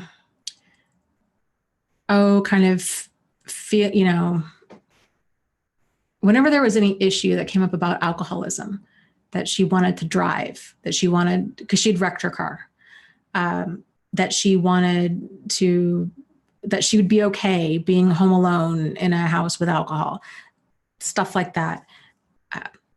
My response to her, and I mean this, it was, I trust her, but I don't trust the alcoholism. So whenever I would hold that boundary, it was always because of I trust you, I don't trust the monkey on your back. So for that reason, we are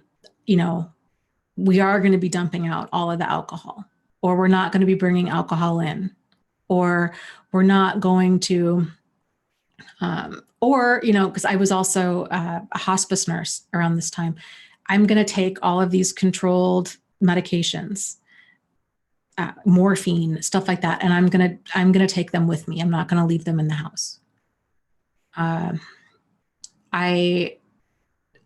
No, you cannot drive my car.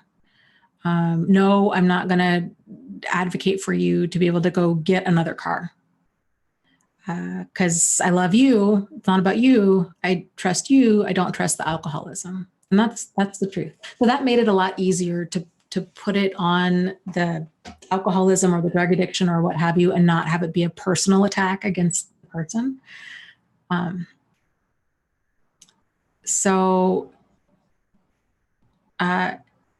As far as, and Jenna says she doesn't think she's an alcoholic. I can't even talk to her about it without her getting defensive, but all she wants to do is to go out and drink with her kids. I feel it's sad.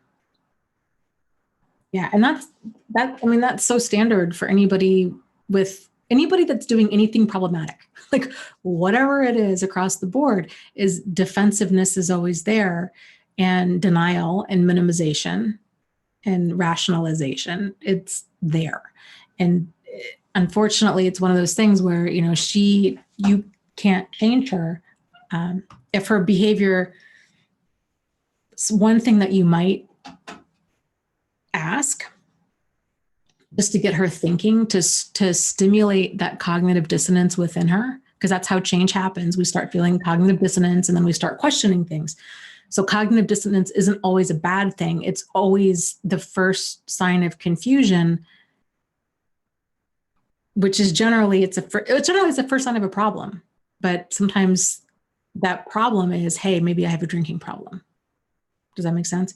So if you can ask her something like, well, you know what? I know that you don't think that you have a drinking problem. And you could even say, and you know what? Hey, maybe you don't. Like, I don't know. I'm not around you 24/7. If you kind of back off like that, that'll help calm down her defenses, because then she's not feeling so attacked. But then you can say something like, I was just curious to know if, like, do you know when, like, where is the line that it would be that you have a drinking problem? Because people in general don't often know. It's with anything.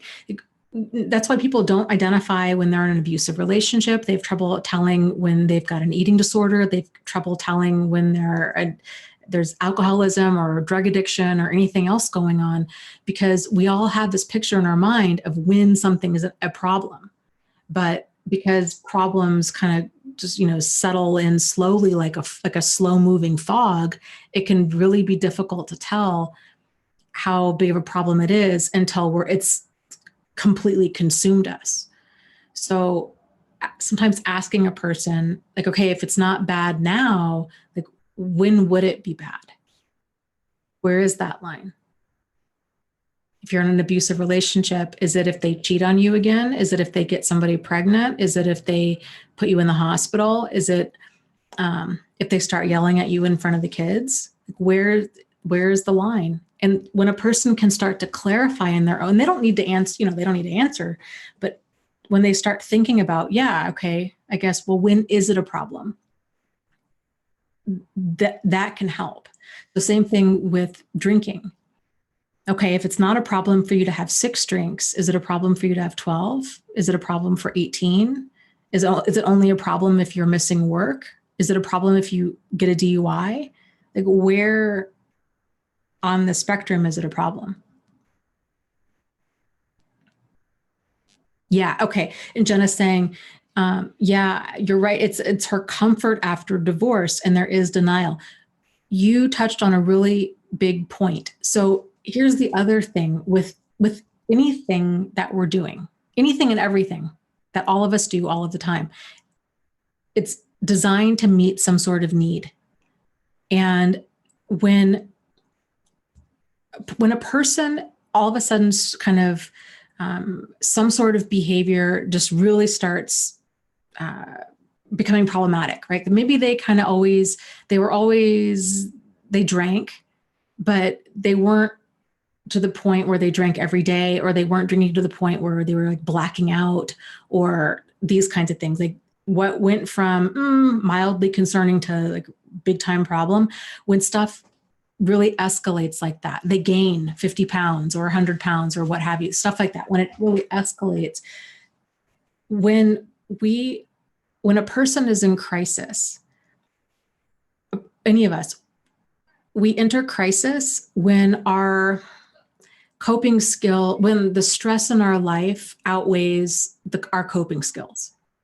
And when that happens, we become in a scramble to try to handle that stress.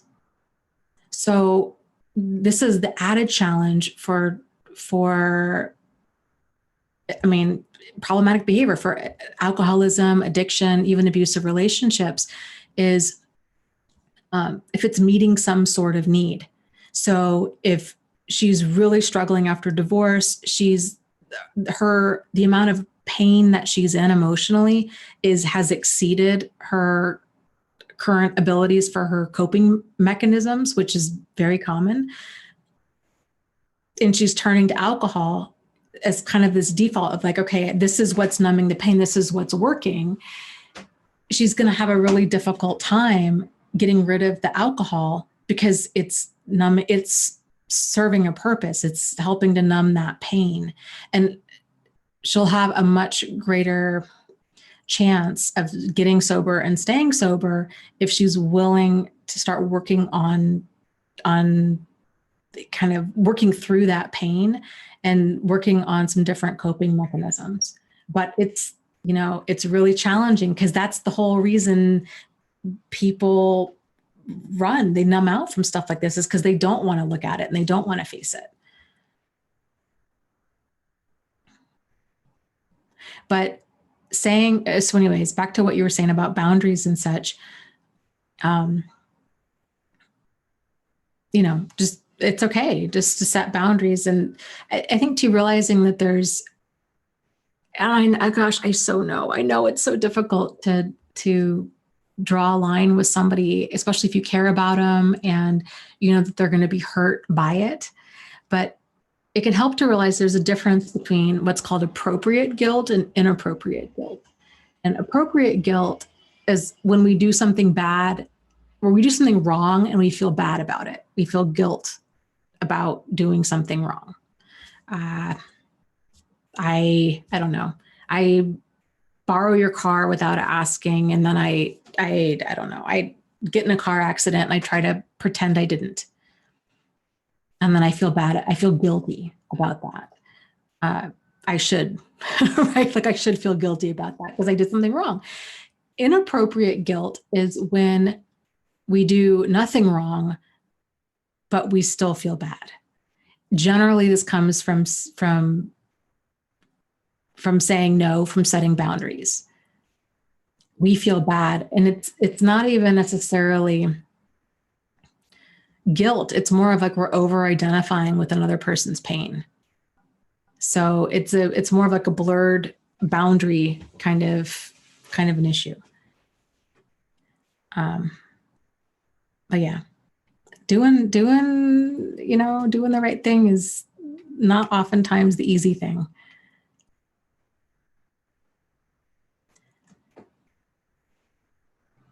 Let's see here.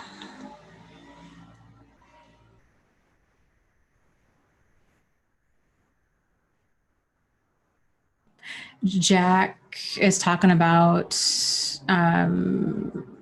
Julie and MM and him have been discussing how we express and like to receive the love languages, coming from the book, The 5 Love Languages.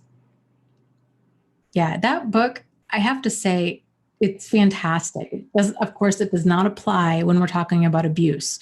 That's the issue with abuse in a relationship is abuse. It's not a miscommunication of love languages. But within other team-oriented people, it's such a game changer.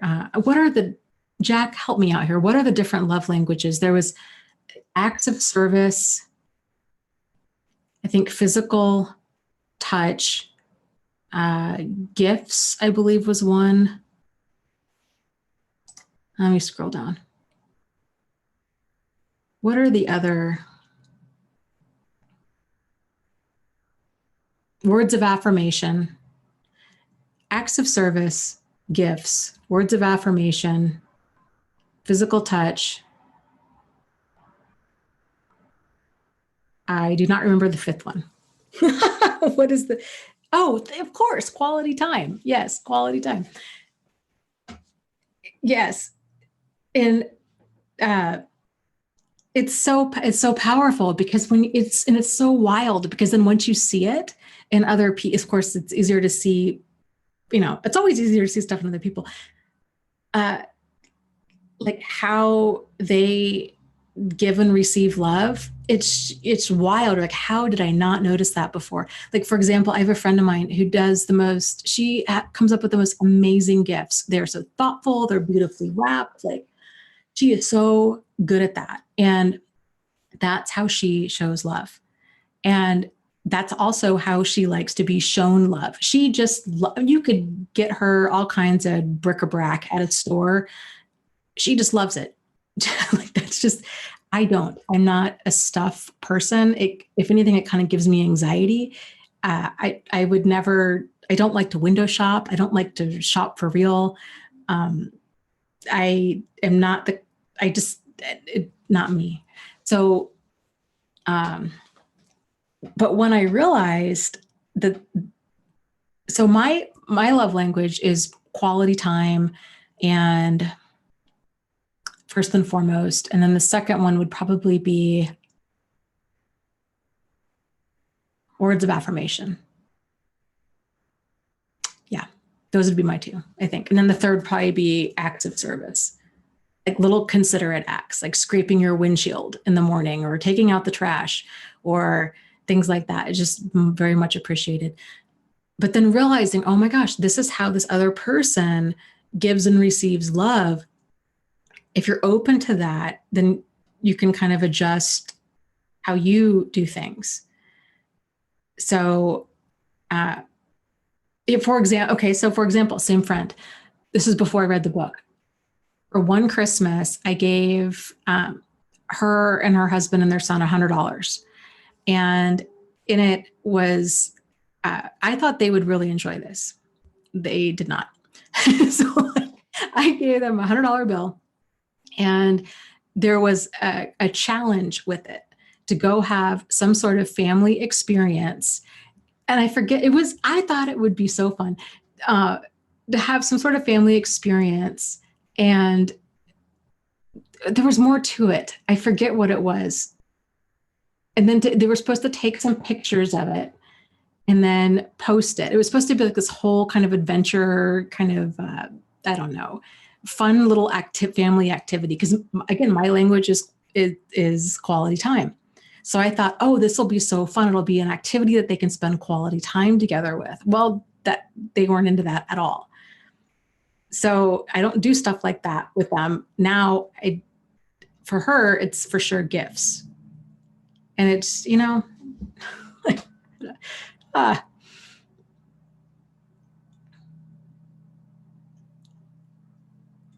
it's kind of adjusting accordingly, I guess.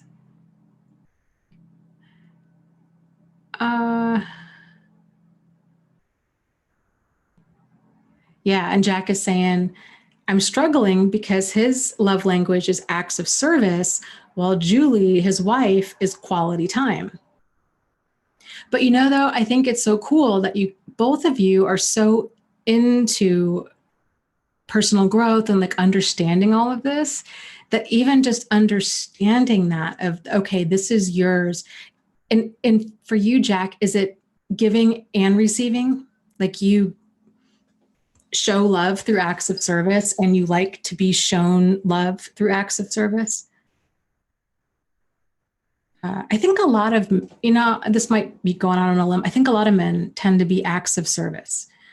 My ex-husband, one of the things, there's so many things, but I really hope he's happy. He's remarried. They have a baby. He's a great guy. But one of so many things that he would do when we were dating, that just was so romantic. He used to scrape my windshield in the morning before he left for work, which I just thought that was so thoughtful. There was one time where, this was, I don't know, probably our 5th or 6th date.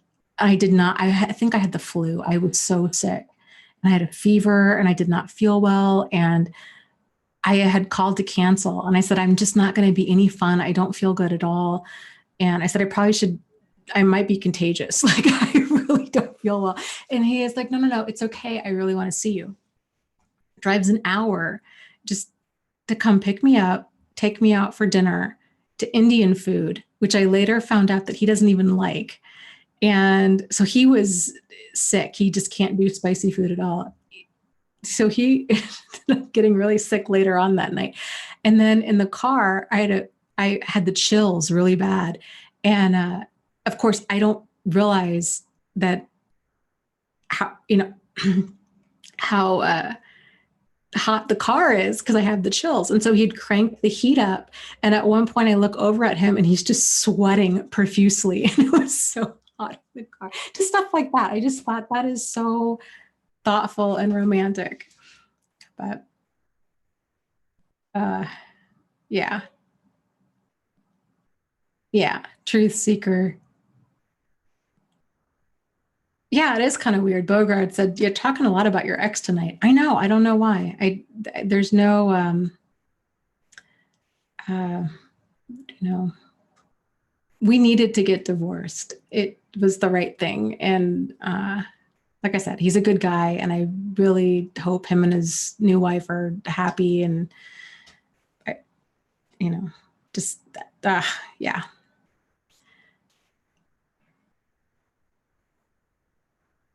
And Jennifer says, yeah, I think my boyfriend and I are tied on the quality time and physical touch. But yeah, his first is acts of service and my first is words of affirmation. He doesn't give words of affirmation a lot though. Yeah. And that can be a challenge. I really feel like that's a big part of communication is understanding. Okay, Sam says, I'm a bit confused with acts of service and being a kind, protective person. Can you mention how to differentiate it more appropriately? I guess I look at acts of service as things that you might do.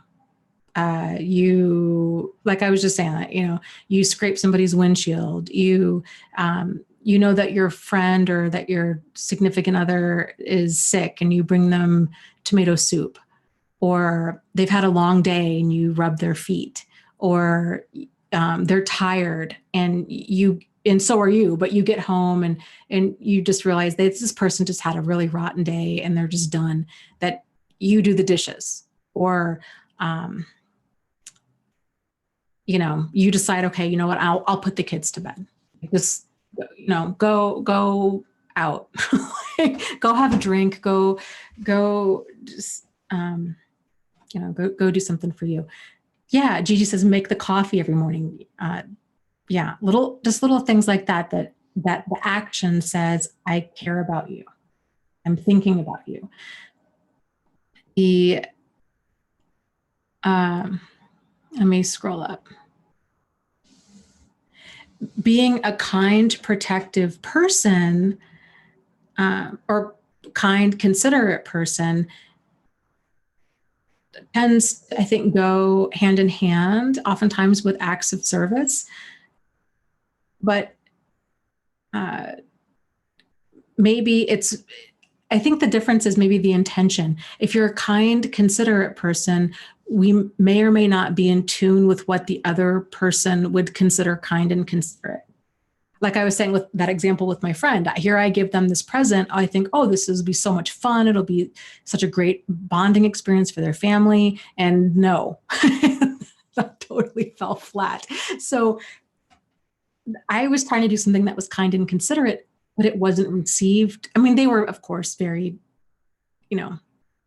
oh, this is so cool, but then they never did it. So they were still very gracious about it, but I wasn't reading them correctly. So even though I was coming from a place of being kind and considerate, it wasn't being received like that. It was, it just didn't fly. So knowing that and realizing it's not about me and like what I want, right? Or any of us, it's not about that. If we're trying to show another person that we care, we need to show them that we care in a way that they're going to actually receive that. Here's another example. My mother, this is an ongoing battle we've had since God was a boy. I don't like waste,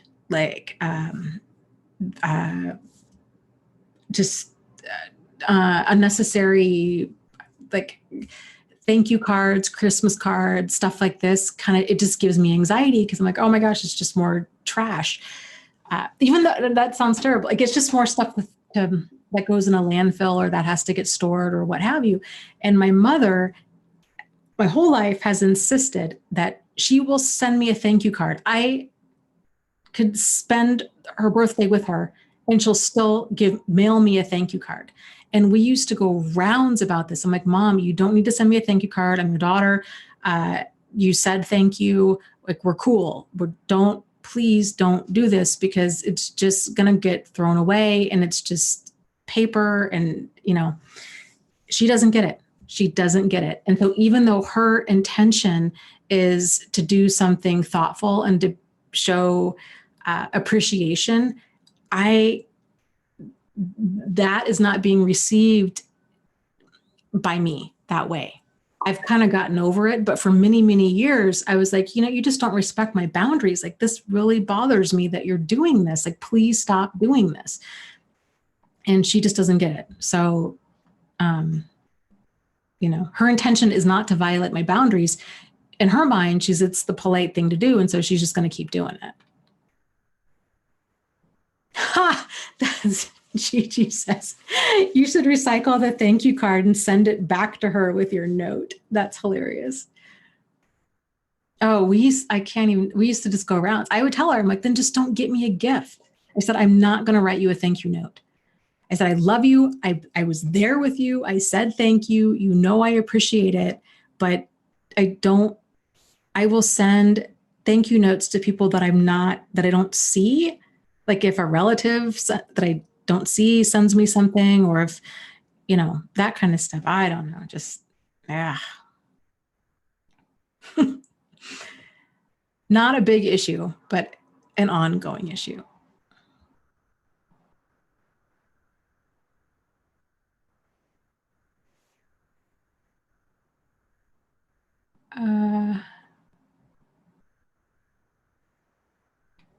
Well, that's interesting, Julie. So why do you say that? She says, I feel like I can't ask for love because I don't want to hurt Jack.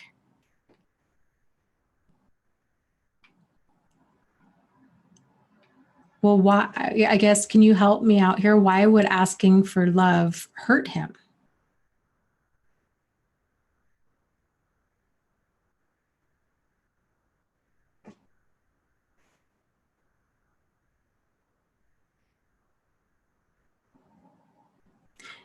Gigi, I like that.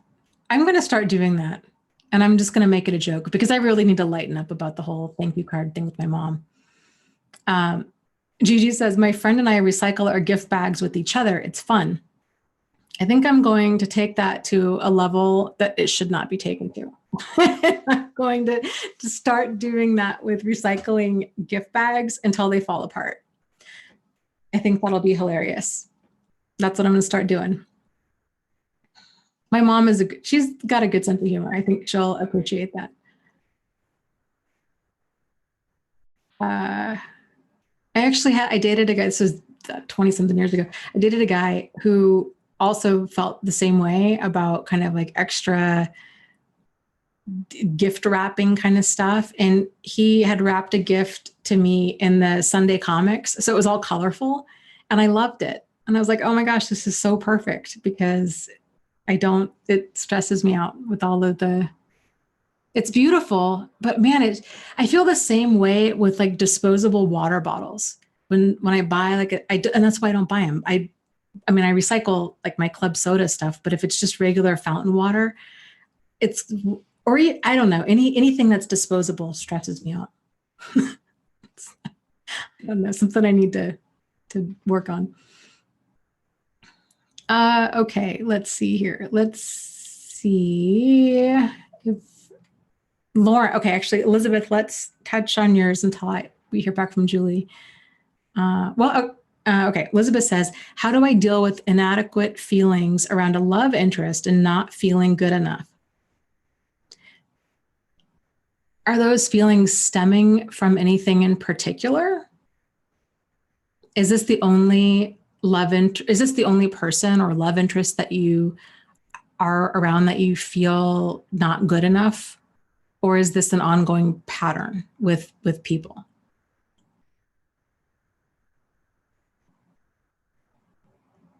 That's funny. Karen says, Dana, with the card, you could write "you're welcome" on the back of it and send it back. Oh, that's too funny. I might do that.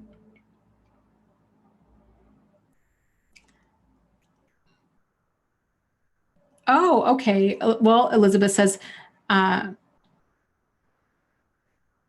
attempts of enmeshment are a trigger to me nowadays. Well, that's good because it should be. So there's a difference, but let's talk about this. There's a difference between kind of, I guess it would be divided up. There's dependence, there's independence, and then there's interdependence. So dependence is that enmeshment. It's, I don't know where I start and end, and I don't know where you start and end, and we're one. So there's this overlap. So like if you were to kind of do a Venn diagram, you've got two circles. These are both people, right? You've got, here's you and here's the other person. Like a healthy relationship, there's maybe, 50-50 crossover. Like that's, so you still have two whole people. 50-50 is more of an interdependent.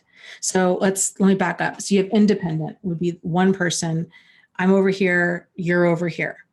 I have no wants, I have no needs, I don't need you. I'm all alone, I'm a lone wolf. This is kind of the love avoidant, I think Pia Melody would call them. Then we were talking about the interdependent. I'm an individual, you're an individual, we can just function on our own. But then when we come together, there's this overlap of about, 50% with each of these circles. We can complement each other, we can work as a team, but we're still our own person. Then you have the dependent.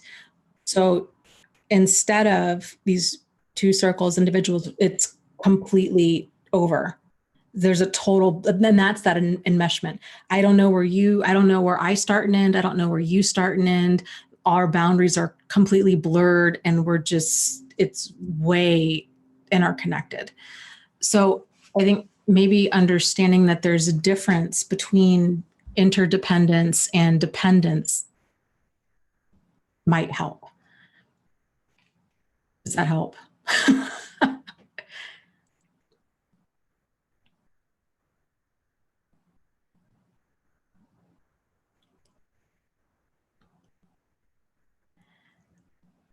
Let's see here.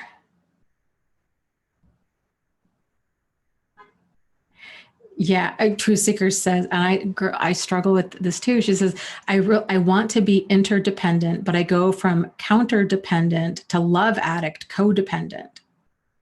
From the love bomb, hopefully not anymore. I really think that kind of going back and forth, it's just part of the process. It's kind of getting your sea legs. It's learning something new. If you were to learn how to walk, you're gonna fall down. I mean, you look at how many times does a 12-month-old fall down when they're learning to walk? It's all the time.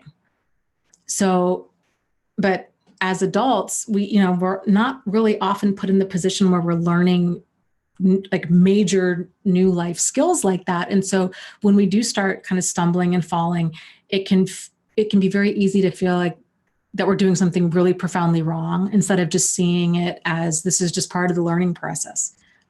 It's going to be a lot of trial and error and kind of figuring it out. Okay, well, what happened here? But yeah, when a person's, I think we talked about this last week about even with communication. For a lot of people, I think pretty much everybody, frankly, I've never come across somebody that's done this perfectly right out of the gate, myself included. They go from being passive, the people pleasing, ingratiating, overgiving, all about you, not about me. I say yes when I mean no, or I just don't say anything at all. I go with the flow kind of thing. That more of that passive side of a person, when they start realizing, I can speak up. Oh, I can say no. Oh, I can assert myself. they frequently swing to the other side, and then they start becoming aggressive. So somebody said, I don't know, somebody crosses a boundary.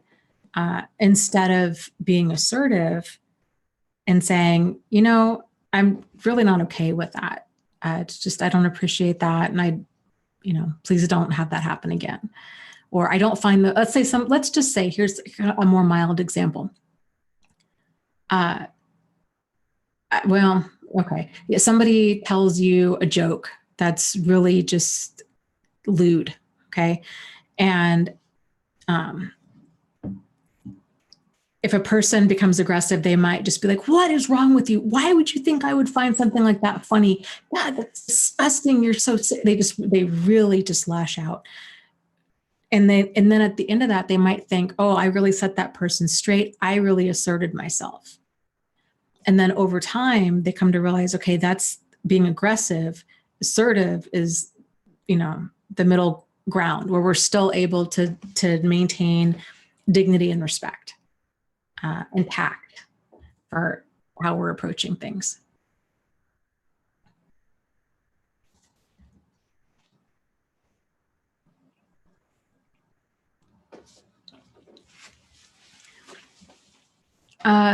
This interesting conversation going on here in the chat. Hold on a second.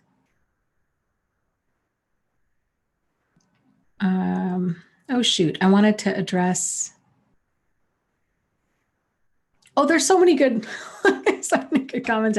Okay, so let's go back up to Julie. So Jack was saying, Dana, Julie is saying that Jack is triggered by negative feelings, that his mom taught him they were always his fault. Okay, but how does that relate to asking for positive feelings, like for love and things like that?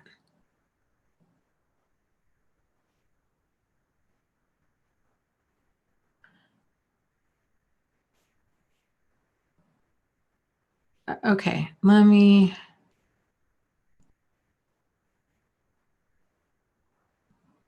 okay, and Elizabeth was saying about the kind of getting close to somebody. I'm scared, but I can't quite pinpoint why. I would encourage you to journal about it to see kind of what comes up with that as far as why. I think when you've been through something like this, I mean, I know at least this has been my experience. When you've been through something like this, it's terrifying. It's terrifying to even the thought of repeating it again, of falling for somebody and then realizing that they're abusive or that they're deceitful or that they're not who they seem. It's terrifying. And that's why people tend to fortress. And that's why they tend to find themselves in like quote unquote safe relationships, because it can be terrifying to open yourself up to another person and risk getting hurt like that again. The middle ground to that is just taking things really slow and really being in tune with but really being in tune with when you're being mistreated, what appropriate behavior is, what inappropriate behavior is, kind of where your boundaries are with this. And then being able to assert yourself when those boundaries are crossed, because they will be crossed. Other people don't know where our boundaries are until we let them know. So within limits, right? So if it's like an egregious, like that pervy masseuse guy, like that did not warrant hey, that's not okay with me. That warranted, police, really. I mean, like that was way, way, way over the line. People shouldn't have to be told, hey, that's not okay, right? With egregious behavior like that. But if somebody maybe tells you, even again, a lewd joke, that would be something, hey, I don't like that kind of humor. Just please in the future, don't tell me jokes like that. Let's see here. People are talking, okay. Ricky asks, is a codependent and an empath the same? And Tim says no. And I would agree with Tim. Yep. And Jack says, Empaths can be codependent, but not all codependents are necessarily empaths. Yes, I agree. So for those that are not familiar with those terms, and then somebody down in the chat had asked about, can a narcissist be codependent as well? There's a lot going on here. So where to start? Empaths have more of there's a lot of overlap between codependents and empaths. Empaths are somebody that can really pick up the energy and the feelings in a room like that. That skill set tends to be something that's developed early on, generally as a result from an kind of an anxiety-inducing home life. So you have a parent who yells, who drinks, who does drugs, who maybe is mentally ill, who has depression, who there's some sort of like instability in the home. There's a lot of, I don't know, there fighting, intimidating behavior, kind of threatening to leave, anything like that. So as a way to keep themselves safe, kids especially learn, you've learned certain things. Body language, you're picking up all kinds of cues to know, okay, is mom or dad in a bad mood? Is now a good time to ask them for lunch money, or is mom or dad, are they in a bad mood? Are they drunk? Are they high? Are they, just all of that. It's like you're really just picking up on that emotional climate of the environment. And then people tend to take that skill and hone it over time. And it can be taken to such an extreme. And it often is, I think, where a person's very out of tune with themselves and very in tune with everybody else, to a point where it can kind of freak out other people. Because you can walk, and other people might think you're nuts. Like you walk into a room and you can tell there's tension here. These two people are fighting. This person's lying. This person, you just kind of have a good read on the room. If you're seeing things clearly, I should add, because a lot of empaths are confused. They're like, well, I really feel like I can read people really well, but yet here I got totally duped by this sociopathic person. And oftentimes when that is the case, it tends to be that manipulative person was feeding on their vulnerabilities. And when that happens, our vulnerabilities are a huge driver of our behavior. And it's amazing the stuff that we'll gloss over in order to get those needs met. So just like it's hard to make good decisions when you haven't eaten in 2 days.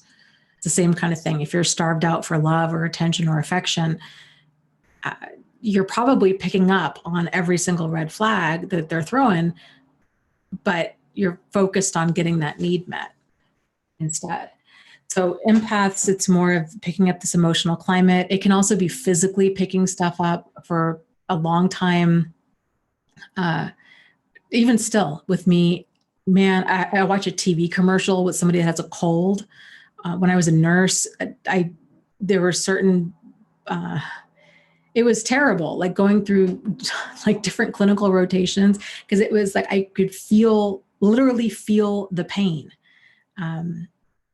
It's a hard way to live. So a lot of the solution to that is really working on kind of doing what's known as like energy shielding, kind of setting some different boundaries, realizing it's okay for another person, because it doesn't help them. Like if we're in pain for them, it's not like we make their pain any less. Realizing, okay, this is their pain, and the best way for me to help in this situation is for me to actually be helpful, like, to actually work to relieve their pain, not feel it with them like that. So having, a high degree of empathy is great, but to a point, so Codependency is more of like and again, there's like I said, a lot of overlap. Codependency tends to stem from, some sort of child, kind of this less than nurturing home life, really, where there's oftentimes abandonment issues. You've got a parent who maybe disowns you, and it could be any number of things. A parent divorces you, you don't see them as much. You start feeling either, there's different degrees of all of this, but like unloved or unimportant.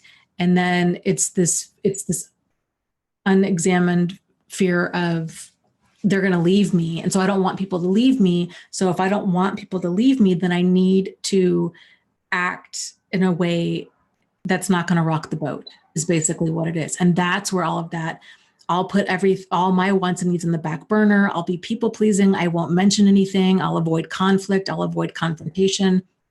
I'll give you as many chances as you want. Please don't leave me.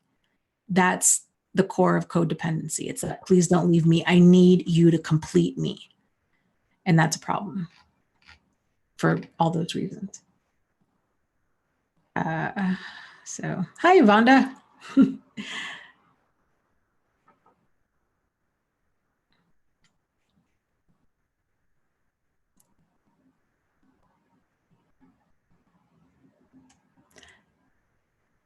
That's interesting, Julie. I would be curious to kind of dig more into that. She says, my version of quality time requires me to share my thoughts and feelings. Jack cannot accept this because of his upbringing. He says, my feelings hurt him always. So even if you were to tell him something positive, oh, Jack, I love so much that you are so interested in personal growth stuff with me. I really enjoy spending time with you doing this. That would hurt him. And Jack, if that's the case, can you elaborate a little bit more into why? I can understand being upset if there's conflict or confrontation. I think that's very uncomfortable for most people, especially for those of us that are more on that overgiving side of the spectrum, or have been told, hey, you've got an issue with how you're being treated. It's your problem. This can be really triggering. It can be uncomfortable. It can bring up a lot of stuff for a lot of people. But I guess I'm struggling to understand how positive feedback could be hurtful. Let's see. And Jennifer asks, can anyone have the duping delight smile thing, or is that only a narcissist sociopath trait? Again, lots of overlap there. Anybody can have it. Kids have it all the time. When they're pulling one over, have you ever seen, sometimes they can just be little naughty monsters. When they get away with something, they might shoot their sibling a look, right? And it's like this, like, yeah, I did it kind of a thing. That's that duping delight. It's just this kind of like, yes, naughty, yeah, I got away with it kind of a thing. A lot of body language that's extreme, but a lot of body language tends to be more subconscious. So a more subtle version of like that duping delight, it's just that smirk. And that really just tends to surface as a person's talking when they think they're getting away with something. It's just like they're trying to hide their smile.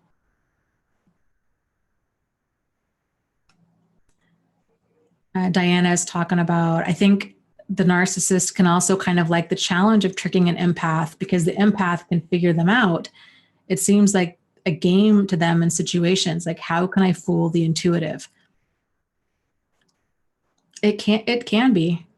It definitely can be. How can I make them doubt themselves?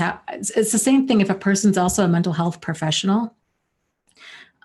How can I fool the professional? There's just that, I would imagine, certain level of superiority, right? That comes from that. Oh, look, I was able to pull one over on this person, kind of a thing.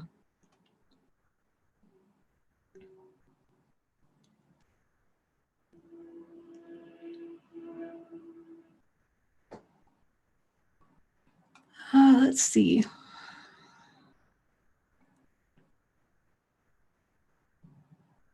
The thing with narcissists and codependence is narcissists, and I would agree, I do subscribe a lot to what Pete Walker was saying, and I don't think it's his theory, but I don't know who came up with it, like the different defenses with narcissism being more defensive and codependence being more of ingratiating, people pleasing. And somebody had left a comment. Let me just address this while I'm thinking about it. Somebody had left a comment on my YouTube channel a few weeks ago about, because we were talking about this very thing, and they were saying that they had a problem with that because the fight defense is, it can be normal and healthy, and it's something that a lot of more on the codependent side of the spectrum really struggle with, and that they didn't like.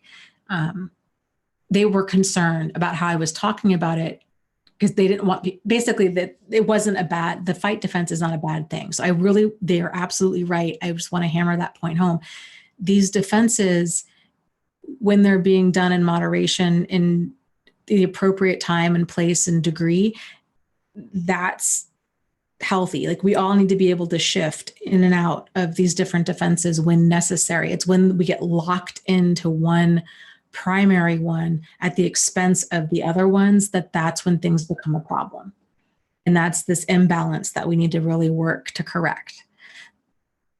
So I think if you look at it that way with narcissism, because it is a defense, it's that me versus you. It's all narcissism to an extreme. It's all about me all of the time. I am always right. Everybody else is always wrong. And it's my way or the highway. That's extreme. That comes from that high level of defensiveness. And defensiveness comes from feeling attacked. So we don't feel defensive generally, unless we're fortressing, but even still, like it's either we're feeling attacked or there's threat of attack. When a person is feeling defensive like this, there is no sincere connection to other people because they're in fight mode. And you can't be, the chemicals that are released are totally different. So we need to be able to feel safe and secure in order to really start releasing those bonding chemicals. This can, I guess the only exception to this is when it gets really, and this is probably why it's so powerful, when it gets really tangled up is during that intermittent reinforcement with trauma bonds.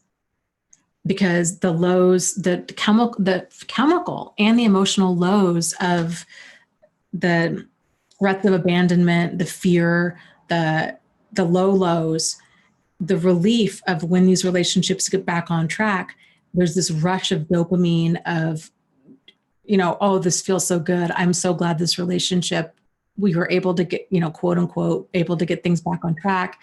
That everything's back to being safe and stable and predictable. And then things fall apart again, and it's, oh my God. And this is where the makeup, breakup, these intense highs and lows come from, that people confuse for love, because, you've got extreme amounts of adrenaline going through you when there's fear and when there's hurt and, cheating and lying and deception and all of this.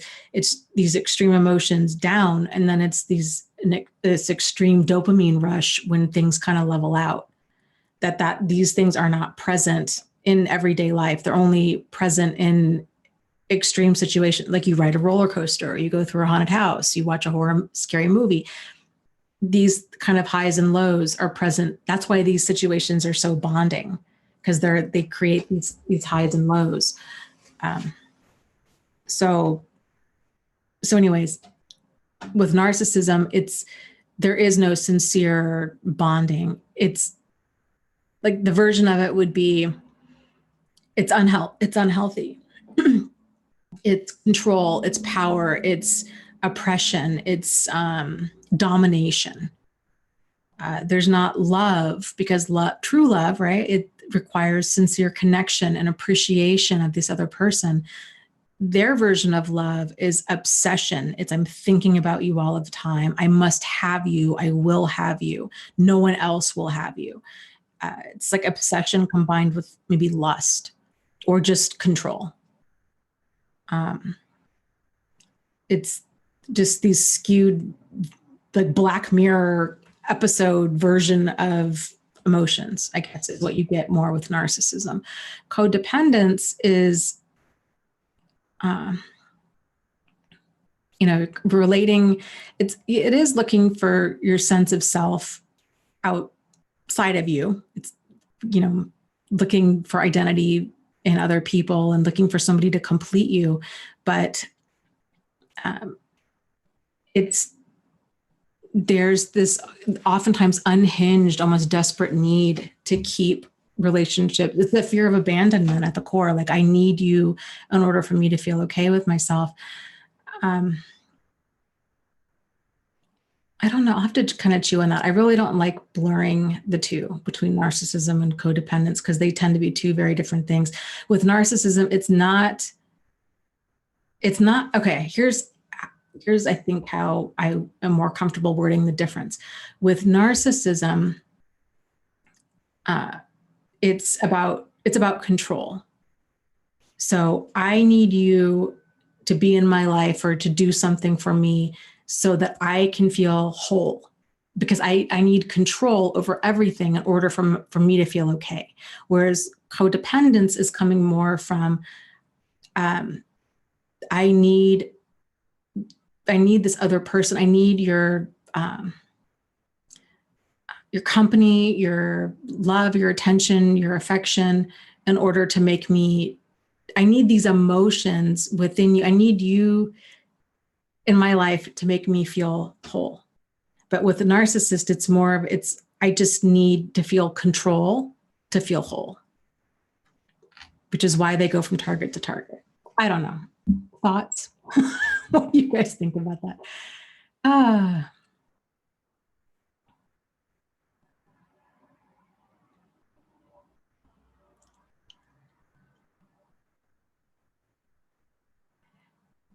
Yeah, Julie says, I really need to feel like he cares what I think and how I feel.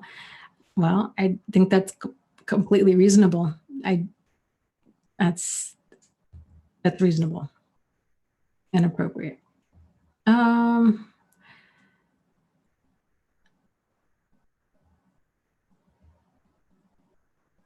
Let's see here.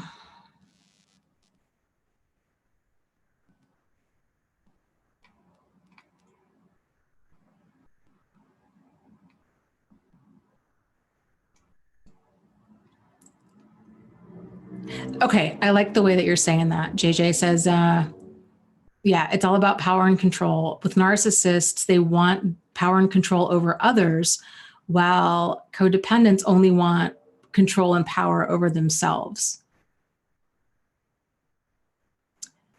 Yeah. I'm going to have to chew on this a little bit more, because I think one of the ways that codependents I think codependent, it's more of the relationship. Like, I need this relationship with this other person to make me feel whole, versus with narcissists, it's more of, I just need to have control. Like, I don't care who this person is. I don't care if this relationship is, because they're not invested. There's no emotional investment there. I just need this control to feel whole. Whereas the codependent's like, I need more of the relationship to stay intact in order for me to feel whole. Because the codependent can also be controlling, but it's not to try to consume the other person. It's to try to keep the relationship intact. This is where you get a lot of the kind of quote unquote codependent controlling and fixing. Like the baby bird with a broken wing. You're looking for a project, not a partner, kind of a thing. Like, okay, this person, I've been married to them, and they've been a raging alcoholic for 15 years. They've been in and out of prison. They've stolen money from me. They've done all kinds of things that are deal breaker stuff. But, what do you think about couples counseling? Right? Like, well, what if we get in, what if they go to rehab? And what if they do this? And basically, can I push this boulder up a hill through mud and quicksand? Because I'm not going to give up on this relationship. I'm just going to turn, by George, I'm going to turn this porcupine into a puppy if it kills me. And that's more of that codependent mindset of, I'm not going to, this has got to turn around. This person has to change because I need them in my life. That's the imbalance there.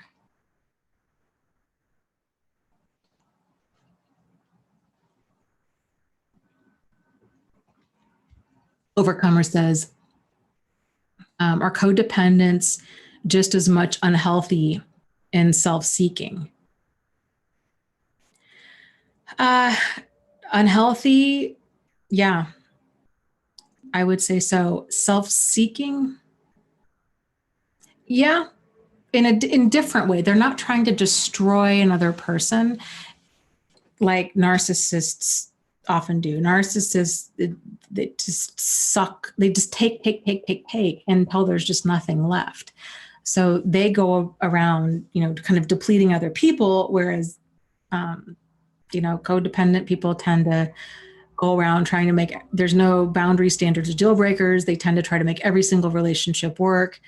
And in order to get, if you look at it this way, we all have needs that we're trying to meet, right? So, and there's nothing wrong with that. It's when it becomes out of balance that it's a problem. So giving is not a problem. Taking is not a problem. But it is if it's if you're overtaking or over giving, then there's that imbalance. And like I'd mentioned before with Pia Melody, and I just think I just could not agree with this more. There's more, I would say it's more problematic for codependents than it is for narcissists. Narcissists do a tremendous amount of damage. Don't get me wrong. However, people that are on the codependent side of the spectrum, if that's left untreated within them, it will lead to death. I fully believe that with every ounce of my being. Because you've got an energy vampire just sucking and sucking and sucking and taking everything out of you. It will eventually end up destroying that other person. And so there's more, even though narcissists do a tremendous amount of damage, they're not really damaging themselves so much, but I guess for me, the urgency is more for trying to help or empower those in the overgiving side of the spectrum to find that balance within themselves, because it's just, it can kill them, and it does kill them. And these kinds of behaviors, when you have a family, and you've got children that are watching this and they're picking up, because again, all of this stuff, it's like a lot of learned behavior, a lot of dysfunctional messages that have been going on for generations.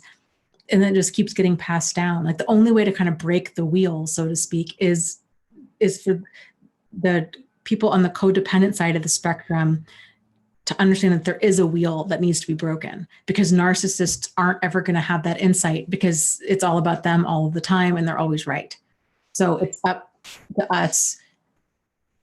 For codependent people, they get to a point where they experience such tremendous amount of pain that generally here, right? This is how people kind of find these channels. They're in so much emotional pain. They just want to crawl out of their skin. They're feeling emotionally blown apart, and they are forced to be like, okay, I need to make my life work. Somebody help me stop the pain. I can't, how did I get here? And then that's that long kind of crawling process, at least in the beginning, towards healing. But then on the other side of it, this is what's so cool, and what I love about what I get to do so freaking much, is on the other side of it, it literally, they turn into a butterfly. Then they reclaim their balance. They understand, they understand, they get more in tune with who they are and their wants and their needs and their thoughts and their feelings and everything. And then their life really starts to work for them. And it's just so cool. But it really, unfortunately, oftentimes takes a person being completely broken before they can start rebuilding.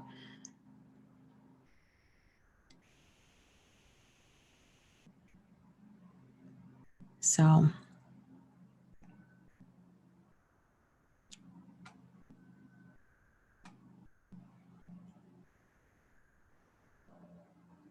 That's a good way to put it. Truth Seeker says a narcissist is a walking outer child, a shell. A codependent is someone whose inner child was simply suppressed. I love that so much. I need to write this down. That's so concise and so, you are so spot on. Okay, narcissist.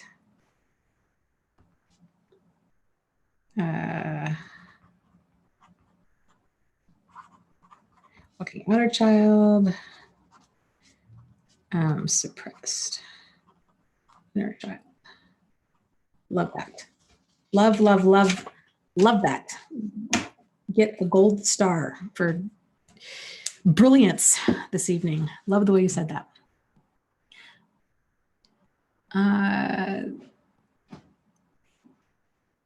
Yep. Overcomer says, yeah, it makes sense that as codependents would experience more damage because we feel more. Narcissists don't feel pain, maybe, or regrets. Yep.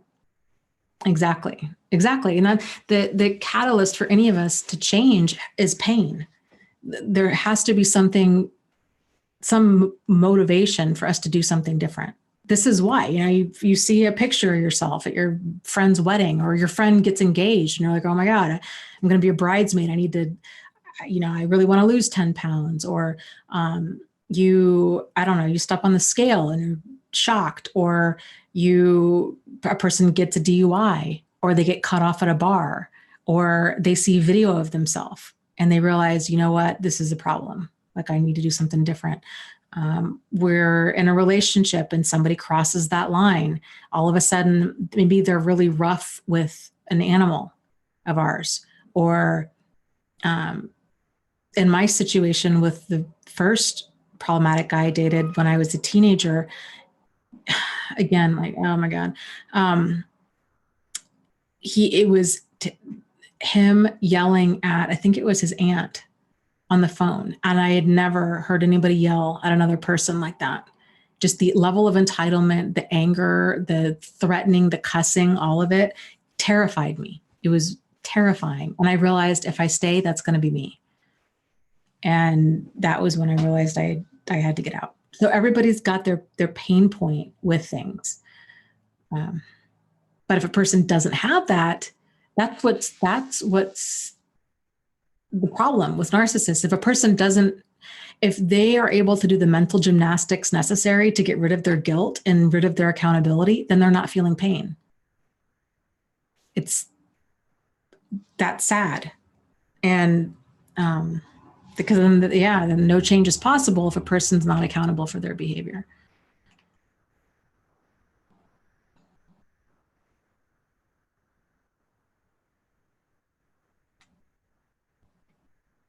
Diana says, I can't imagine how it would feel to not feel pain.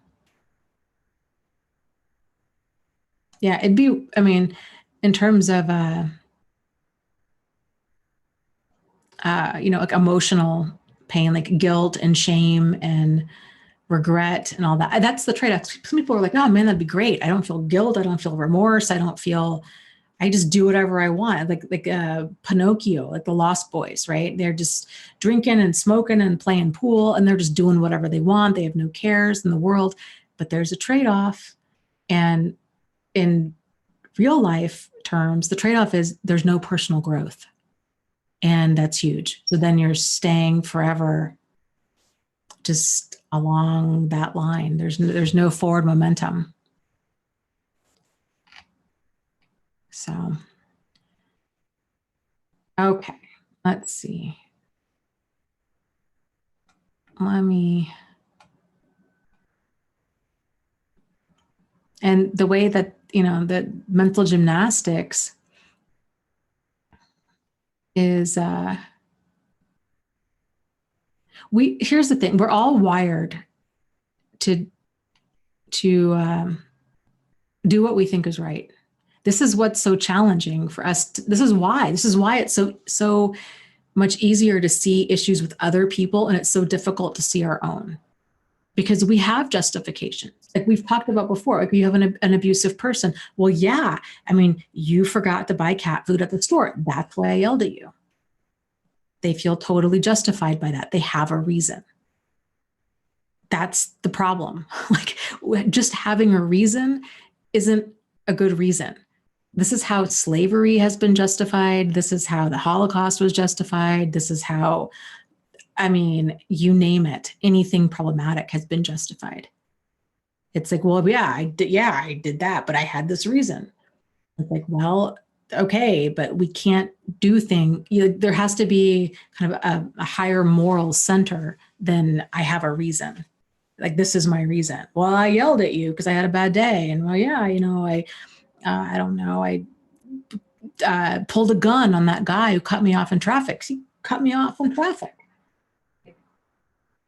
That can't be like, that can't be the moral compass we operate from. But for abusive, problematic people, that is the moral compass. It's whatever they want. And because they have a reason for it, they feel justified. That's where things get dangerous. That's the outer baby that True Seeker was saying, the walking outer child.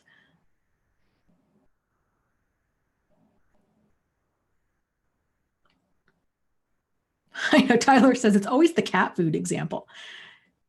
Yeah, which is so strange because that is like the one thing that we do not forget to buy around here.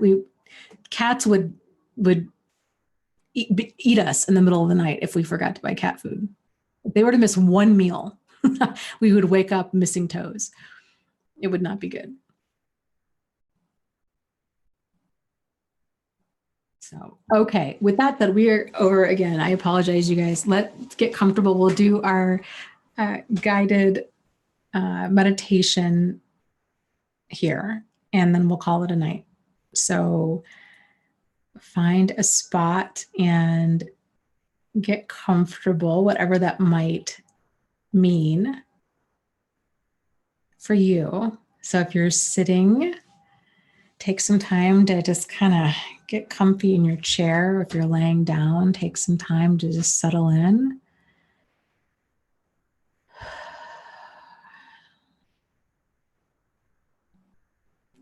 Allowing yourself just the time and the space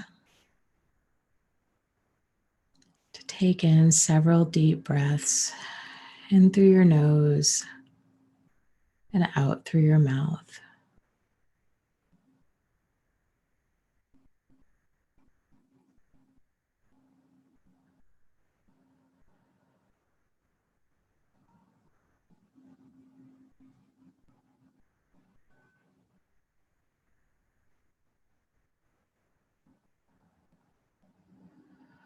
With each breath in, allowing it to travel farther down into your lungs, allowing your whole chest to easily and effortlessly rise and fall.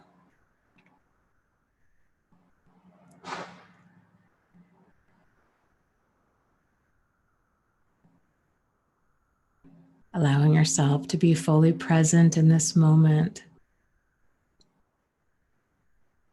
Releasing any regret or pain from the past. Releasing any anxiety or stress about the future. Being fully present in this moment.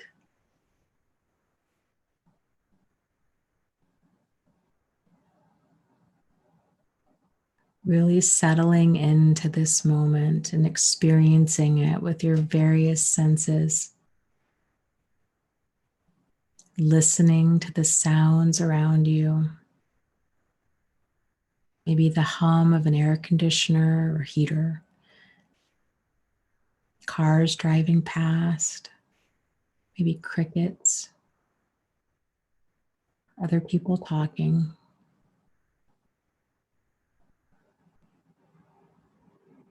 Noticing the temperature of the room.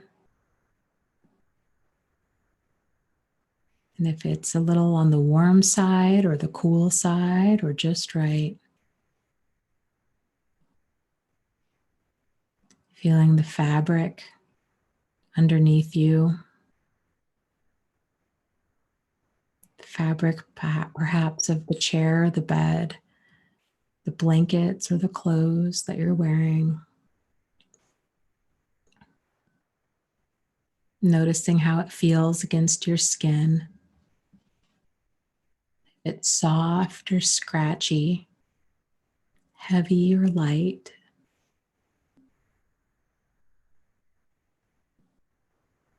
And continuing to breathe.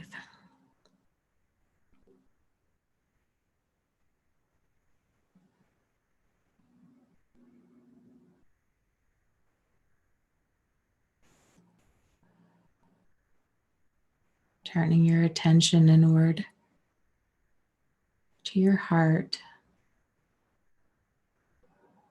And listening to your heartbeat.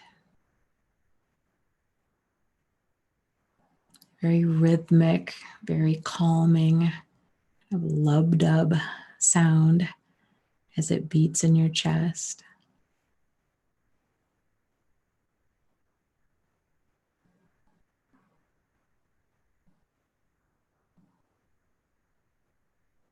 Now bringing your attention to the top of your forehead.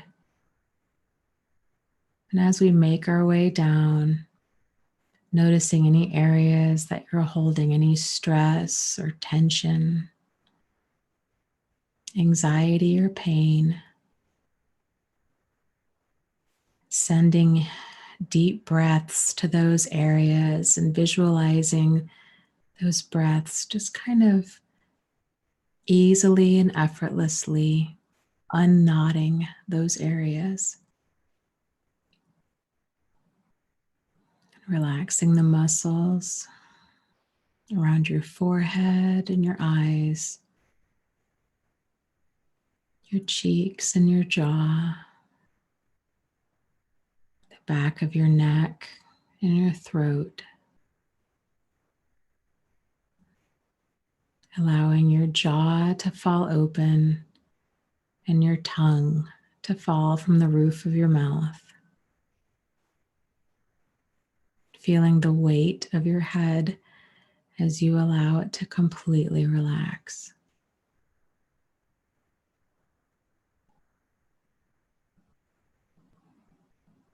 Relaxing your shoulders, your arms, your forearms, your hands and your fingers.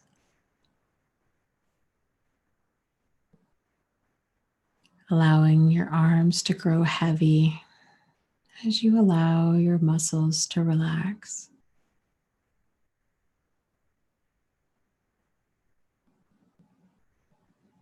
Relaxing your chest, noticing how much deeper you're able to get in each breath. As your chest easily and effortlessly rises and falls. Feeling each of these breaths all the way down into your back and down into your stomach. As your whole torso easily and effortlessly rises and falls.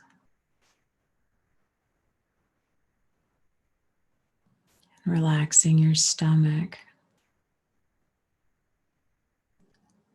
Noticing if anything feels tight or wound up. Just loosening it like it was a series of knots. Noticing the difference when you do.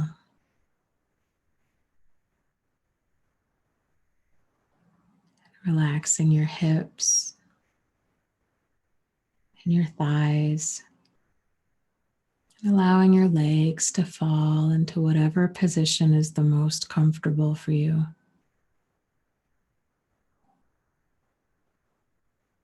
Relaxing your knees, your calves, your feet and your toes. Noticing the heaviness in your legs as you allow them to relax.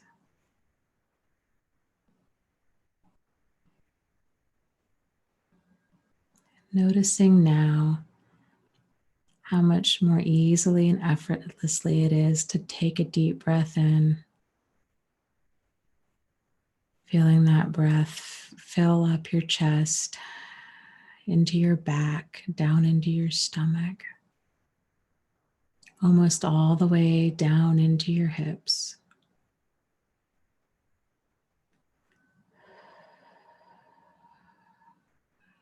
Taking in a series of these deep, cleansing, restorative breaths that are sending such wonderful, regenerative oxygen all throughout your system,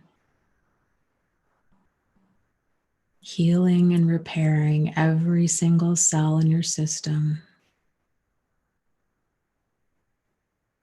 Perhaps visualizing each of these cells, little tiny circles of white light. As you breathe in, more and more of them light up with that healing white light.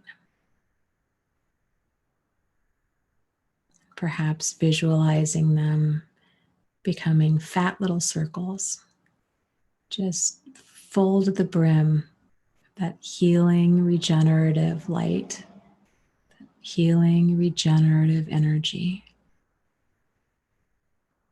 Moving those little circles of light down your arms, down your back, up your neck and into your head, down your chest and your stomach, your hips and your thighs. Each breath that you take in is easily and effortlessly swirling and swooshing its way throughout your body, repairing and regenerating every single cell it touches.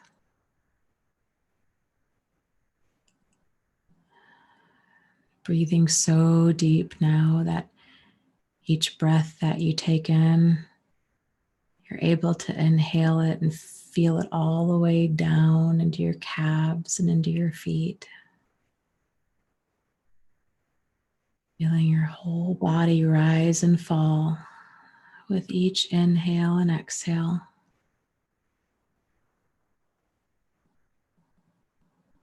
Feeling that sense of peace that comes with each breath as it restores all of the different cells that it touches.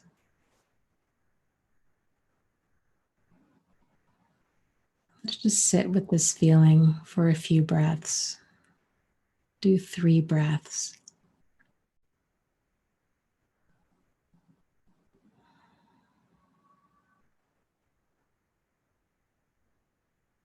Feeling all of the cells in your body as they really light up, come alive.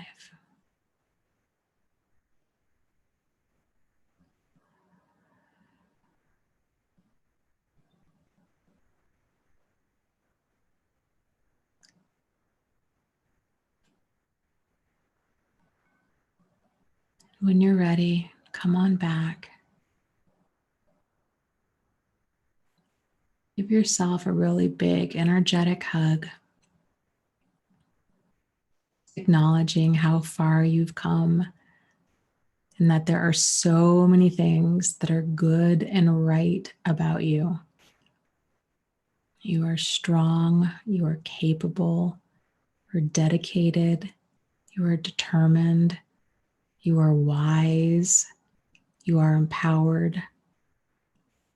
So many things that are right about you.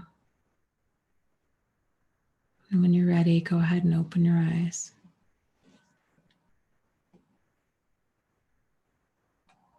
Okay, guys, thank you so much for being here tonight. It's enjoyable chatting with everybody as always. I will see you next week, same bat time, same bat channel, 8:30 p.m. Eastern Standard Time, Thrive After Abuse over here on YouTube. And then also next week, we're doing book club on Thursday, so 6:30 p.m. Eastern Standard Time, The Complex PTSD from Surviving to Thriving by Pete Walker. And I will have my book club notes up before book club begins. So keep an eye out for those. As always, you guys, thank you so much. And just lots of love to you. You are not alone. You are not crazy. And you really can move forward and heal from this. So have just a lovely week. Take care. Good night.